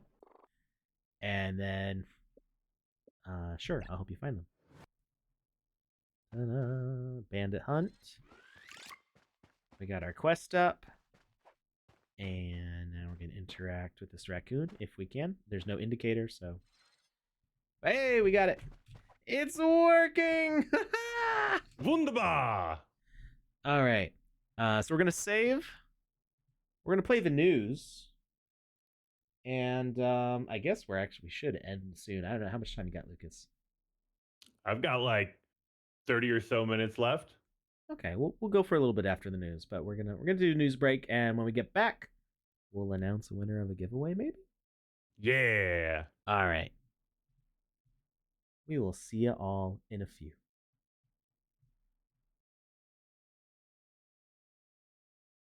Hello and welcome to the news of the week. This week in Sandbox, let's first take a look at the events that are happening. The Game Maker Phone Builders Challenge. So if you have created an experience and you have land to publish it on, then make sure to be publishing that experience so you can be in for a chance to earn some amazing rewards. Make sure to go check out the Builders Challenge, and it's got loads of information to know all about eligibility and all of the important information. Space Invaders in Shibuya 109 is still ongoing until the 14th of March. And Love and Music Festival is also continuing up until March 28th. You need to collect 200 EP to be eligible to earn the rewards here. There are rewards for landowners, avatar owners. There are rewards for open to absolutely everyone. So do go check this one out. Some amazing experiences included here. Into the Unknown Game Jam is in full swing right now. You cannot register. Registrations have closed now. But do keep your eye on the events page for more game jams happening. And we have Vox Edit contest showing up on the events page right now. So we have the Vox Edit Easter contest. There is a regular category and a beginner category. All of the important information and dates are here, as well as brand new happening, as well as a live award ceremony to announce the results for this Vox Edit contest. So make sure to tune in then. You can click Learn More to go to the Medium article, which will give you a full rundown, as well as giving you some inspirational images if you need to be inspired over what to create for this contest. Other things happening within the Sandbox. We do have the Hellboy Avatar Collection, so go check out the Hellboy Avatar Collection and mint your avatar. We also have the Magnificent Century. You'll be able to mint your avatar this week with this one. Now it's time for our mentions of the week, and we are going to start with, for our mentions of the week, we're going to start with an experience, which is Casino Season 1, made by Vox Machina Studios.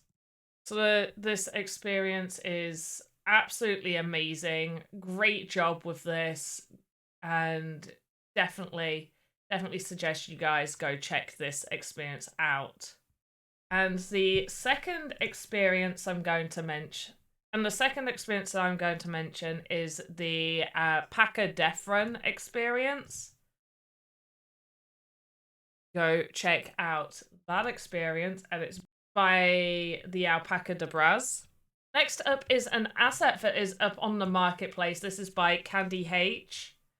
And it is the Gamer Girl Setup PC for 45 Sand.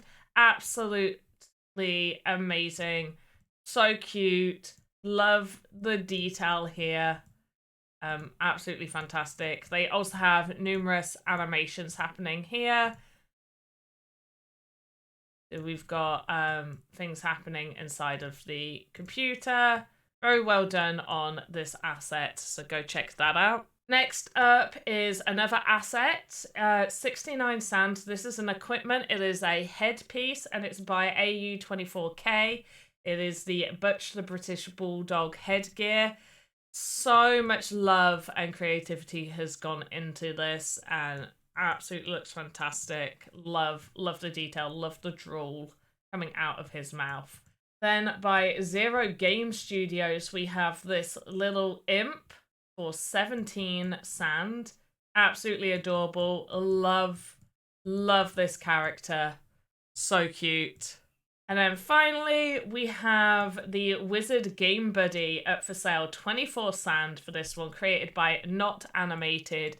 So cute. And Not Animated actually recently just won the Bonkers Game Jam for their Game Buddy Forge. So definitely do go check out Game Buddy Forge. You can also check out the Game Jam award ceremony over on YouTube.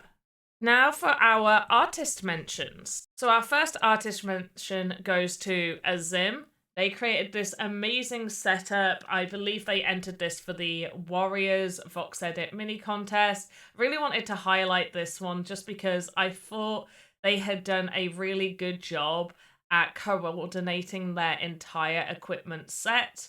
It looks very nice, well done. They've got some good shapes going on, especially with that sword. I really like the curve on the sword. They did a good job with that. So do go check out Azim. Our next artist mention goes to Polar Joy Art. I know we are already past Chinese New Year, but I really wanted to highlight this Chinese New Year asset that they had created. It's absolutely fantastic. The level of detail inside of this asset is just fantastic. This would have taken them so much time and effort to create this. So much detail in the whole of the body. Just, I was astounded. There's nothing else I can say to this. It is fantastic. Thank you for tuning in to our news of the week, and now back to your regular scheduled content. Hey, that's us. What? I'm just looking at not animated stuff. I want this. I don't know how to get this though. He's so talented. Um, I love every single thing that I've seen put out by not animated. yeah. His just like his art is amazing. His voxel art is amazing. Like it's just his style is so unique and so cartoony, and I just adore it. Mm-hmm. Yeah, I love not animated illustrations too. I have a few of them collected. Um, did Panda's thing mention the game that you and I were talking about earlier? I don't remember which game we were talking Chili about oil. earlier. Oh, I don't think that it did. But We just wanted to we yeah, let's wanted to take highlight a that. moment to appreciate, because sometimes, um the sandbox can do a lot more than a lot of people realize, because they'll see some clip or some screenshot or something, and voxel style and pixel art style isn't for everybody. um but sometimes they feel like there's a very specific kind of Minecrafty look to it, and they kind of shoo it off as like, it's that style, whatever, that's not for me. But I think that there's a lot that you can do. And I mean, I like the kind of default sandbox style. Like, I've been here for the development of it, and and so it's quite endearing to me. But then I see something like this from Chili Oil, and people go like, "Is this really like in the sandbox?" And yeah, this is a screenshot right out of the game. And I can tell how they did it. So, if we take how much can we zoom in on this? Yeah, we can get a little more. Enhance. Enhance, enhance, So, enhance. so these are water blocks. Um, so they've made a water texture that has just a few little like freckles, kind of. Not photoshopped. I mean, it might be photoshopped, but I can see how this could be done without any photoshopping. I don't know if they did any photoshopping, but It's I beautiful. I am of the firm belief that this is just straight out of, oh, it's because they played it on a Mac. So if you really want it to look good, you gotta play it on a Mac. No, I don't think it makes a difference. So What you're talking about, it Alex. if it says OS X I player. know, I know. Yeah. I just besmirched the good name of my Windows. um so their water asset is very minimalist. It's just got like a few little like little flecks of shininess. And then the rest is like the default water styling that makes it all ripply. So this is pretty effective in making the water just look different. And in general, across this whole image, all of the texturing is um like a less is more kind of thing. We're not doing random noise. Uh, we don't have a whole like 50 different shades of gray in the stones here, or 20 shades of green in the grass. The grass here is just one shade of green. Um, so a little bit different over here. We see some different texturing in the grass here.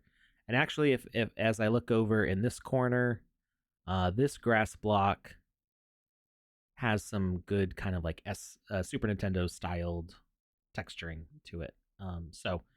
There's some really good pixel art tutorials online.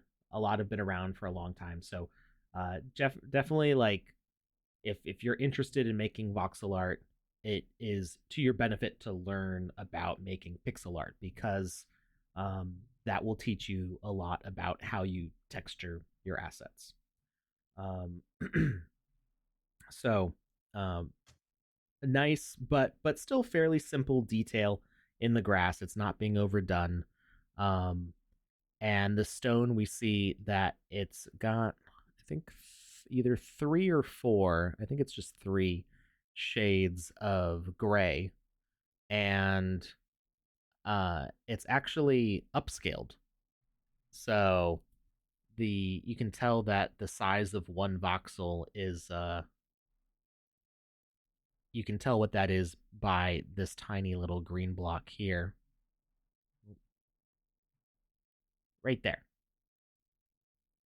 Or that gap between that gray.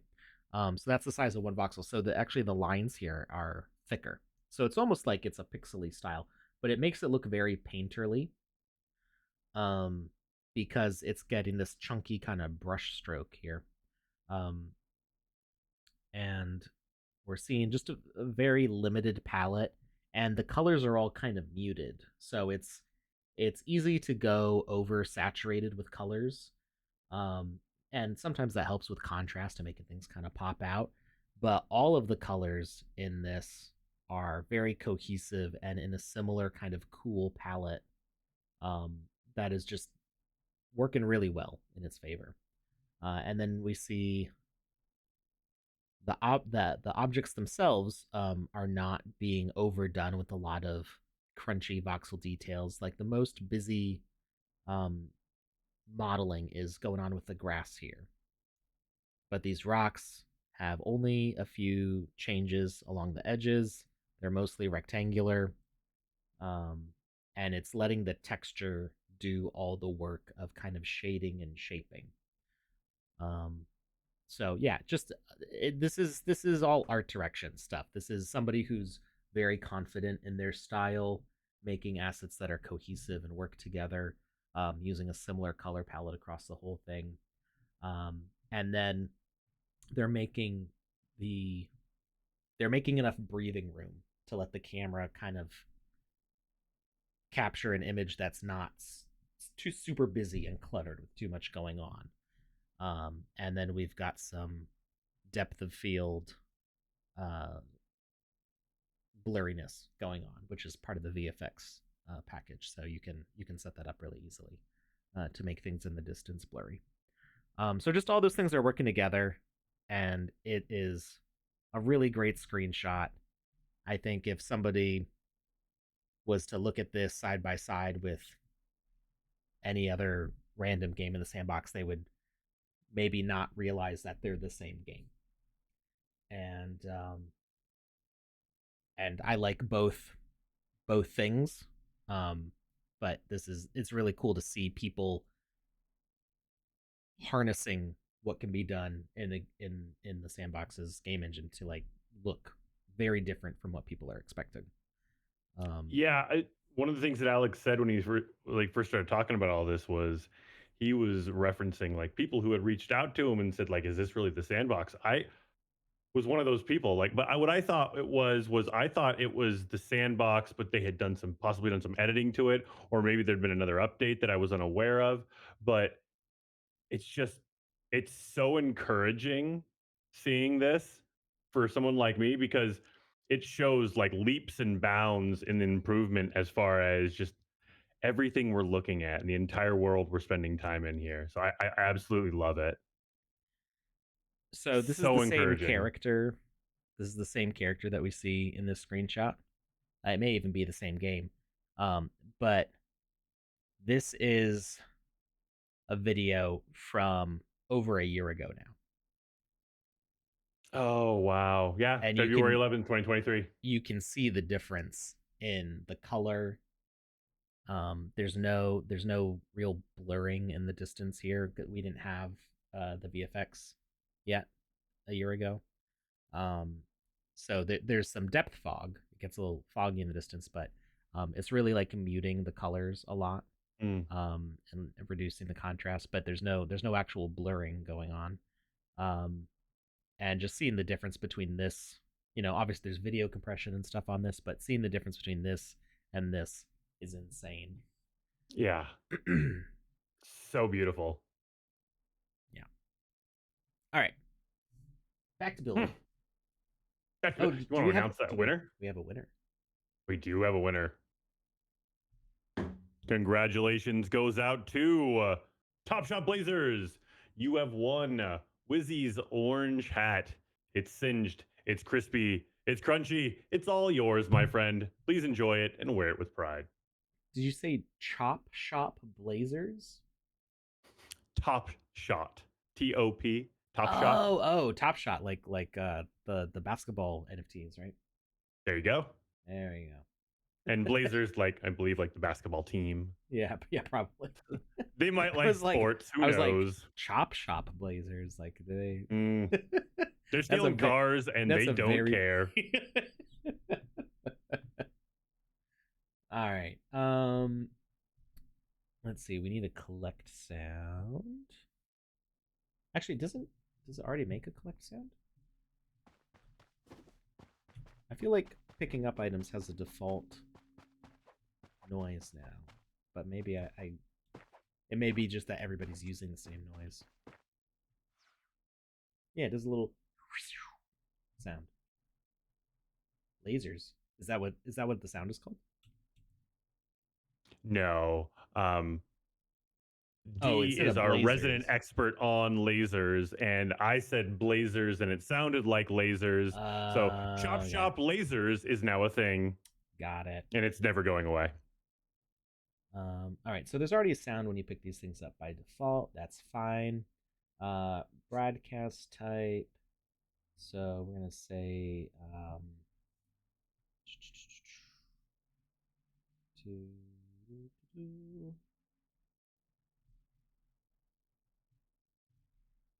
I guess we will put spawners.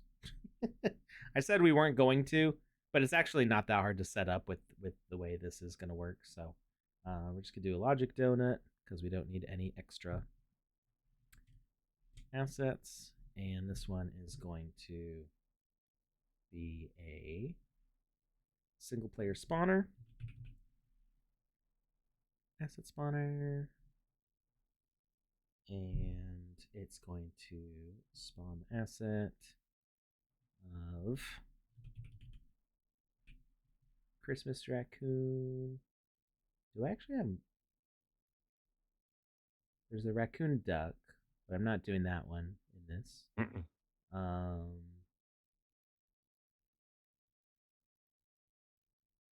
Raccoon what? Is that YOD? These aren't minted. Yeah, if you go... they're probably exclusive assets. I mean, you don't need to pull them up. I just thought it was... Well, it's important to point out, like, they're like, we can That's still fair. have fun. Mm-hmm. It could be But parody. we can't mint stuff. So Raccoon Fan is exclusive. Some of these are...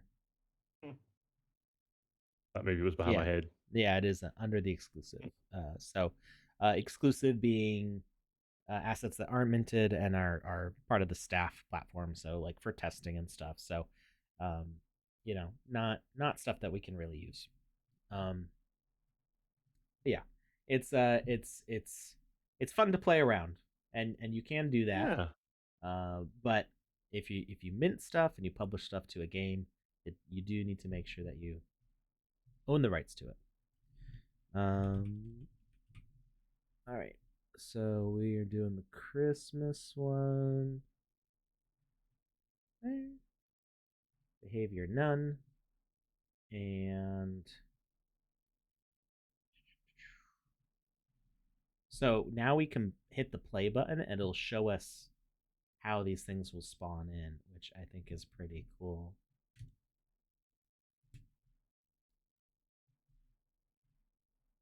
So now we can see the whole process. All right. The message to spawn it is going to be bandit.xmas.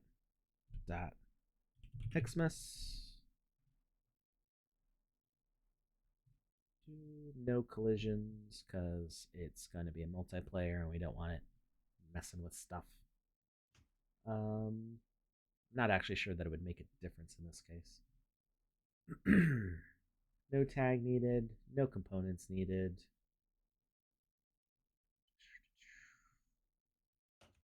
And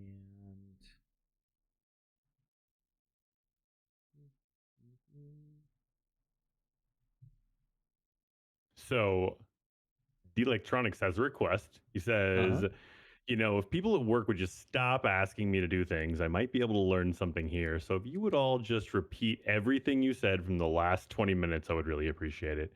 So, I think we just need to rewind yeah, you and can just rewind. I think you can yeah, it's rewind just while we're live. no, I mean we just need to do it again. Let's go back and let's say everything exactly like we said it before. It'll really mess with people. It'll be a lot of fun. Well, given that Lucas only has about 15, 20 minutes left, probably shouldn't do that. No. Yeah.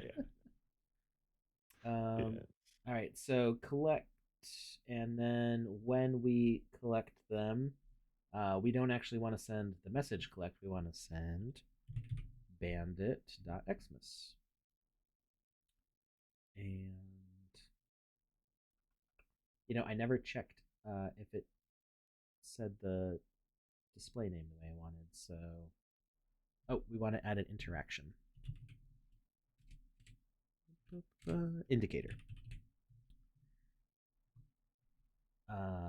We are not going to make it visible from a distance. We're just going to have it be 1 meter, 0 offset, and we're going to have an interactive VFX. Display over false, and display interaction. What are we going to call it for the interaction? Catch. Just gonna say catch me if you can. No, it's gonna say, press E to catch. Catch. Press E to yeet.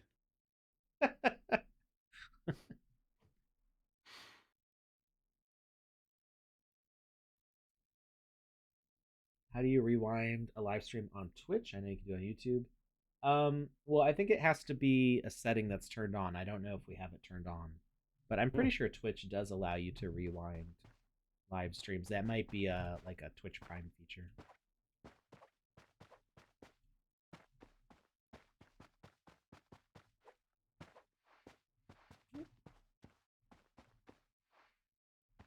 Okay, so now when we go up to them, it says catch. Oh, you gotta change that to yeet.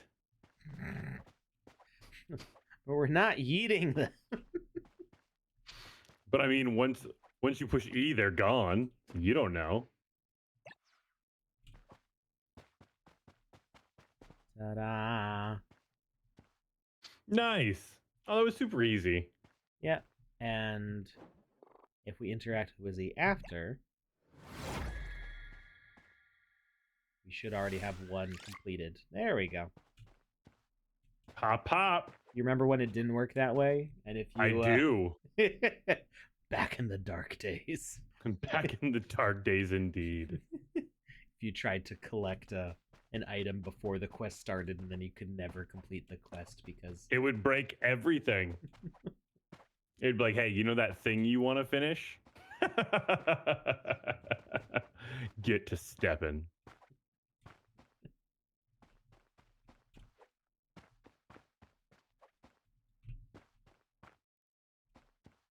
All right. So I'm happy with that. I just basically have to copy over the logic to all these other ones. They're each going to have their own message, and each spawn up there. Let's see if we can do something with these Smurf berries. Yeah. So, we're going to make this an animated asset. Animated decoration. Let's see. It's got the idle, which is just the berries. It's got growing, which is all the berries spawning back in. Oh, snap. And then harvested is with them gone. He's so naked. Yeah, that's what happens when you pull the berries off of a bush. So if we interact with it, I wonder if maybe I think you have to kill it in order for it to drop something, right? Or can it drop condition on message? There we go. I was gonna say, It's been hope not. It's been a while since I've done this. So default animation is going to be idle. It's going to play that on start. It doesn't need to infinitely loop because it's just a static animation. And then when we interact with it, all the berries are going to go away. So play count, element 2, harvested, interact.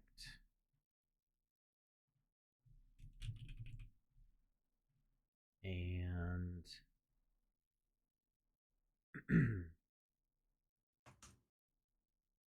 so I think we can do this all with one behavior where the berries will grow back and we can keep on collecting them. I think. So we've got idle. It's not looping, so it doesn't need to be interrupted. Then harvested is not going to infinite loop. It's going to play twice. And there's going to be, let's say, a 15-second delay before the berries grow back. And let's make it a little bit shorter. 10 seconds. So it's going to do that play count. So we interact with it to start playing the animation, which is just one frame of it being harvested. It's going to wait 10 seconds and it's going to play the animation again. Message at end is going to be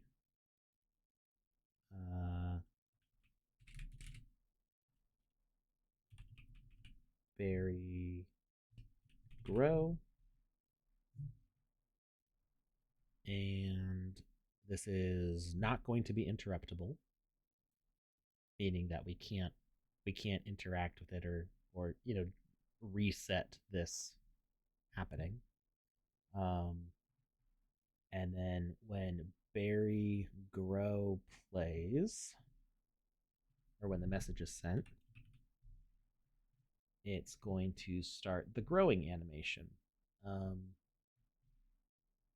Now, I feel like that grow animation is a little bit fast. Let's see what happens if we do it at 50% speed.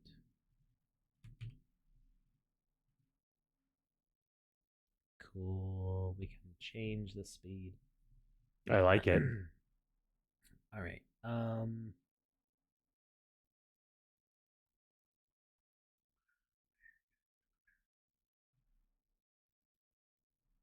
So that's going to play. I don't think we need another message. Interruptible is going to be false. So it just has to wait. It's not going to do an infinite loop. Play count 1. So it's just going to play this and we can't interrupt it. But once it's done, we should be able to go back to this one. We don't want this to be interruptible. I don't know why I had it set to true. None of these are interruptible. So we interact. Message at start should be berry.drop. And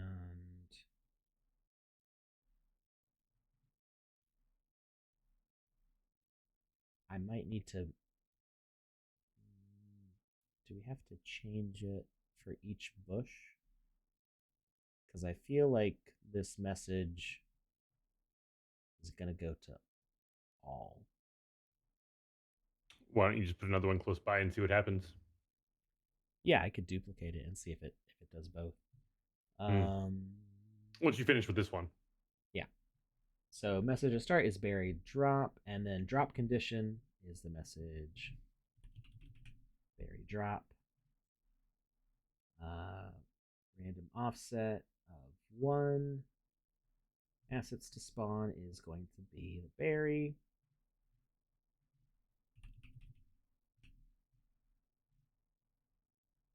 Did that ever change position like I wanted it to? Nope, it's the old thumbnail. So I probably just have to restart the game maker. That's fine. It's not important for this. Physics. No collision. Behavior. None. Assets to spawn. Berry. It's collectible. And tag. Berry is the tag. And we're going to hit save. And we're going to see if we can collect some berries.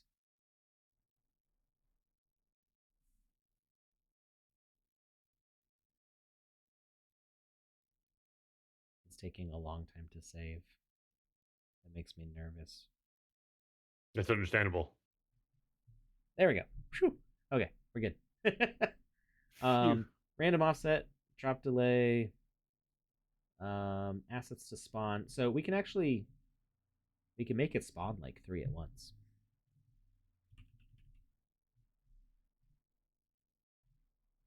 You can actually just add a ton.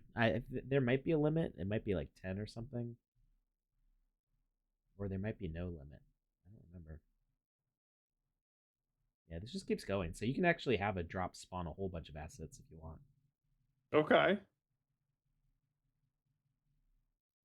But we're okay with 3. Hit play. You know, I'm pretty sure I put a door here. This entire stream I've been running around this way. I forgot that I hollowed out under the stairs.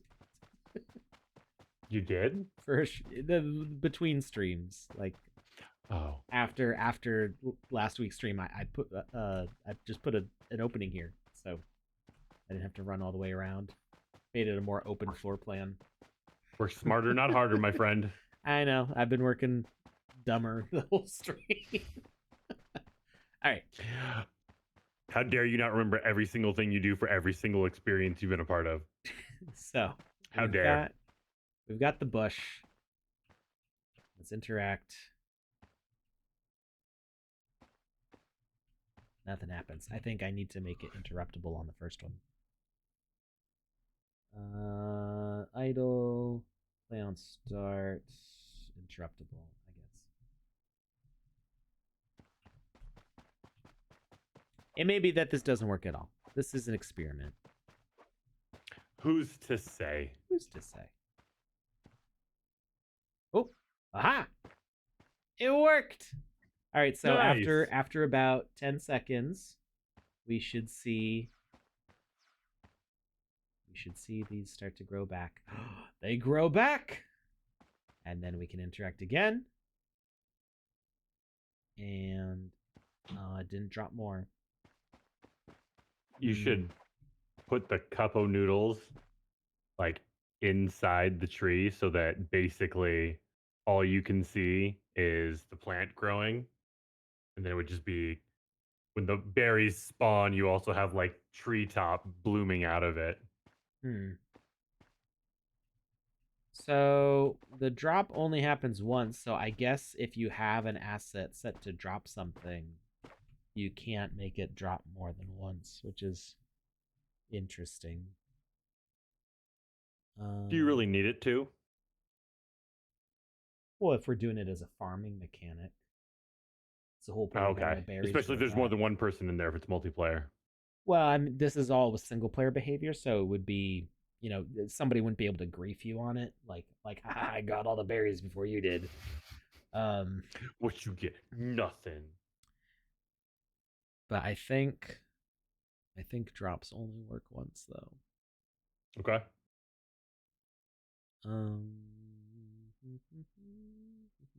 Well, let's add an indicator to make sure that the interaction's happening correctly. That's actually that's a nice thing with indicators, and that's why I like putting indicators on with the specifically the interactive VFX, because then I know if I click on the thing and I see the little golden burst, then I know that I interacted with it. Oh, okay. Yeah. So display distance 1, visibility distance. Oh no, not display distance. That's not what I want. Visibility distance 1. 0 offset, and display interaction. Shake the berries off. Rattle. Roll. Shiver. Mm.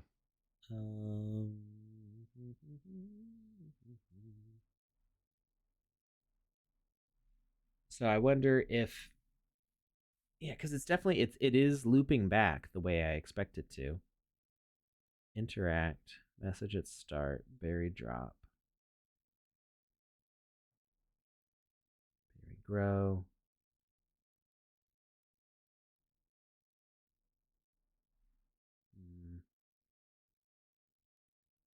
Yeah, I think it's just that drops only work once. I mean, we can check it with another asset. So, we'll just I have mean, I've never once tried to have something drop multiple times. So yeah, I've I always feel done like drops on like death. So, yeah, I've never tried doing a drop on a message before. Drop, and we're gonna have it drop asset to spawn. Some glasses, collectible, random offset, 1, drop condition message, interact. So let's see if it. The thing though is there's a thing that says that a 1 second delay between drops though. So okay, it dropped the 3D glasses.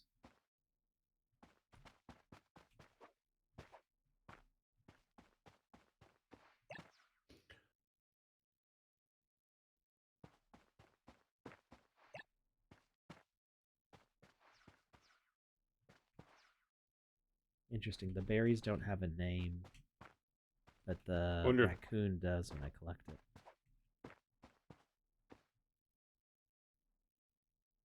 Yeah, drops only work once, even though there's a delay in there. Interesting. Drop delay. Oh, it's delay in seconds before dropping the object, not between dropping objects. Oh, I mean, at this point, isn't that kind of the same thing? Because it doesn't. It's delay, yeah, but it won't do another one. Yeah, but if it did do another one, because I was thinking of spawn delay. In spawn delay, gotcha. It'll spawn multiple. So okay, so drop won't work for this. I was hoping to do it all in one behavior, but I can't because it uses drop. Or because pardon my language, Alex, but fiddlesticks. I need a spawner for it, so I would need to do a second asset, or a logic donut. You don't have to make it an asset. So, basically, all this logic would work. The thing that's nice about drop though is that it can do like kind of a random rotation around it, and I don't think you can do that with spawner, can you? Let's see, logic asset, and let's make it a spawner.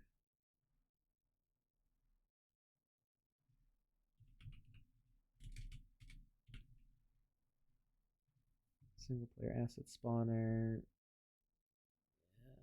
Yeah, not really. I mean, you could do like a weird setup with it being like spawning a drop and then have that kind of go out, but it just gets too complicated. I was just thinking it'd be cool if you could shake the tree and the bush the berries would end up in kind of random positions to each other.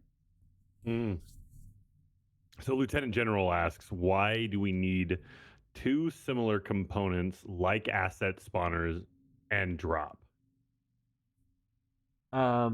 So um the purpose of drop is mostly for if a character dies, like an NPC or a boss is killed, what is the loot that they drop? Okay.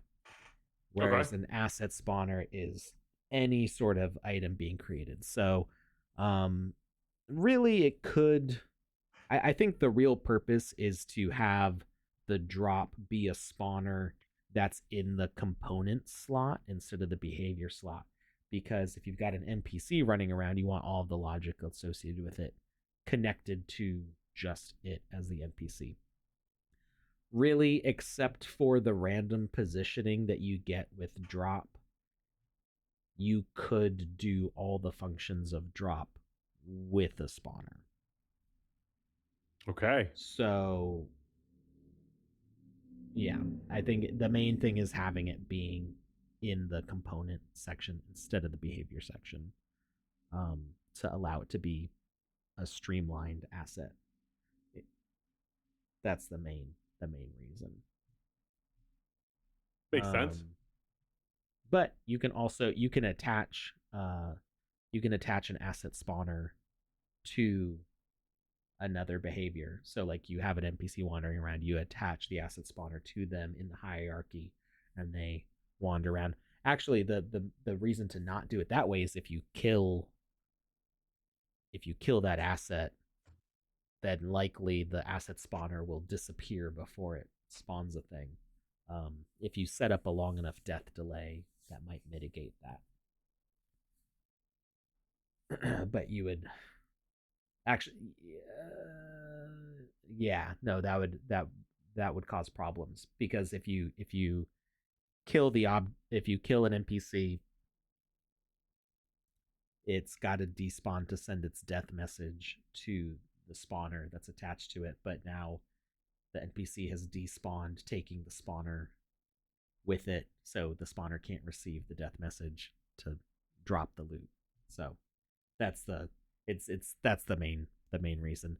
The spawning or dropping on message is less useful, I guess, because most cases that you could use drop on message, you might as well use a spawner, except for the nice feature of being able to have it randomly spread the items around. Yeah, they're very similar, but there are nuances to the way that you would use them that No, it makes sense. conflict with each other. So I'll have to think about the Smurf berry bush a little bit. I think it is time to bring the stream to a close. I could do this for like 6 hours easily. Like I just like doing this. I feel like we would stay to do these games in 10 days a lot easier if I did actually spend 6 hours on it straight and didn't get so distracted off on tangents. But yeah, I think this logic that we have for the raccoons is going to be pretty easy to duplicate out all to these. Oh yeah. Basically, I'm just going to be copying and pasting this logic donut, but changing which item is spawning and what message triggers it. I've got to copy over the logic from this raccoon out to these guys and find hiding places for them. I'm going to put some more plants around. That's going to be the main quest here. And then if I can get the berries to spawn in a way that I like, Papa Smurf will have a little farming activity for us.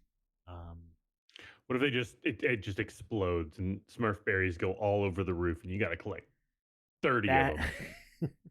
That is, you got to make that's a way to madness. No, I think what I'll do is I'll probably just put the berries in a preset and have the preset spawn to like drop the berries around. And the fact that they spawn in the same position is whatever. I mean, technically I could make the logic donut a bird and attach the spawner to the bird, so it's kind of spinning in a circle constantly. I like and it. then when it spawns, it drops them randomly. I feel like that's a little bit Ooh, and then you extra. could put like moving little what's the platforms underneath it that are kind of rotating, so when they hit it, they bounce in different directions and it gets all randomized. Ooh wee. Like the bird mechanic for sure. Yeah, it'd be pretty simple. It's as long the one thing I see being a problem with that is if you make the turning radius on a bird too small, it kind of does some weird like acrobatics.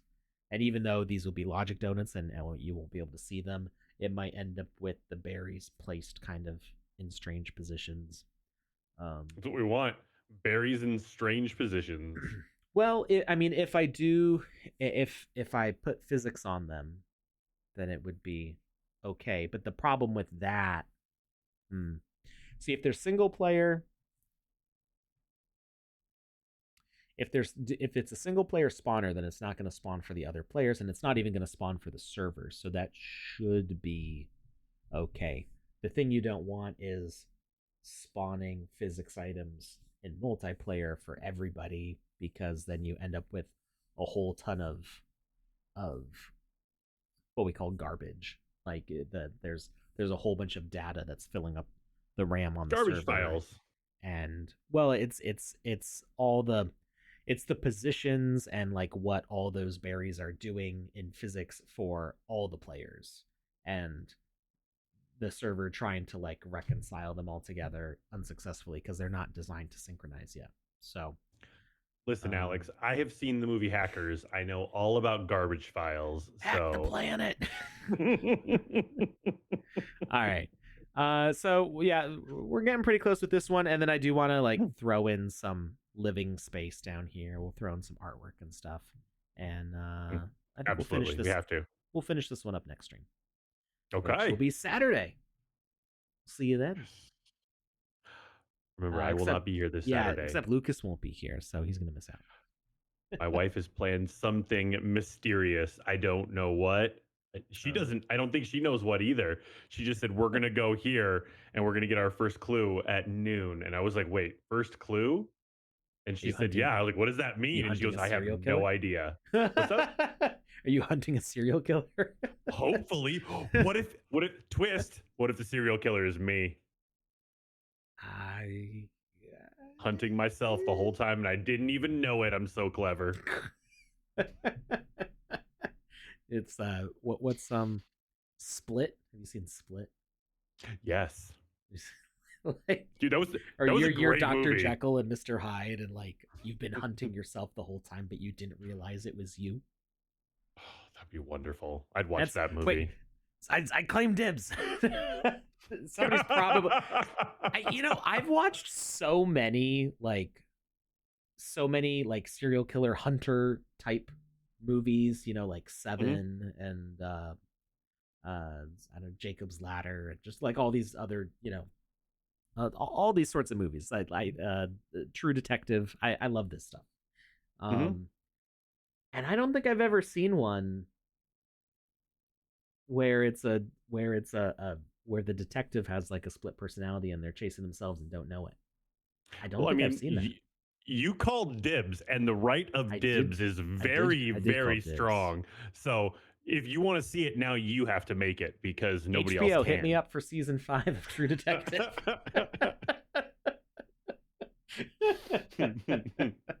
That's wonderful. I'm watching that. Have a great week, everybody. We'll see you on Saturday. We're gonna go find somebody to raid. I already found someone. Hey, let's go. Bye, everyone. Thank you for stopping by. We appreciate each and every single one of you.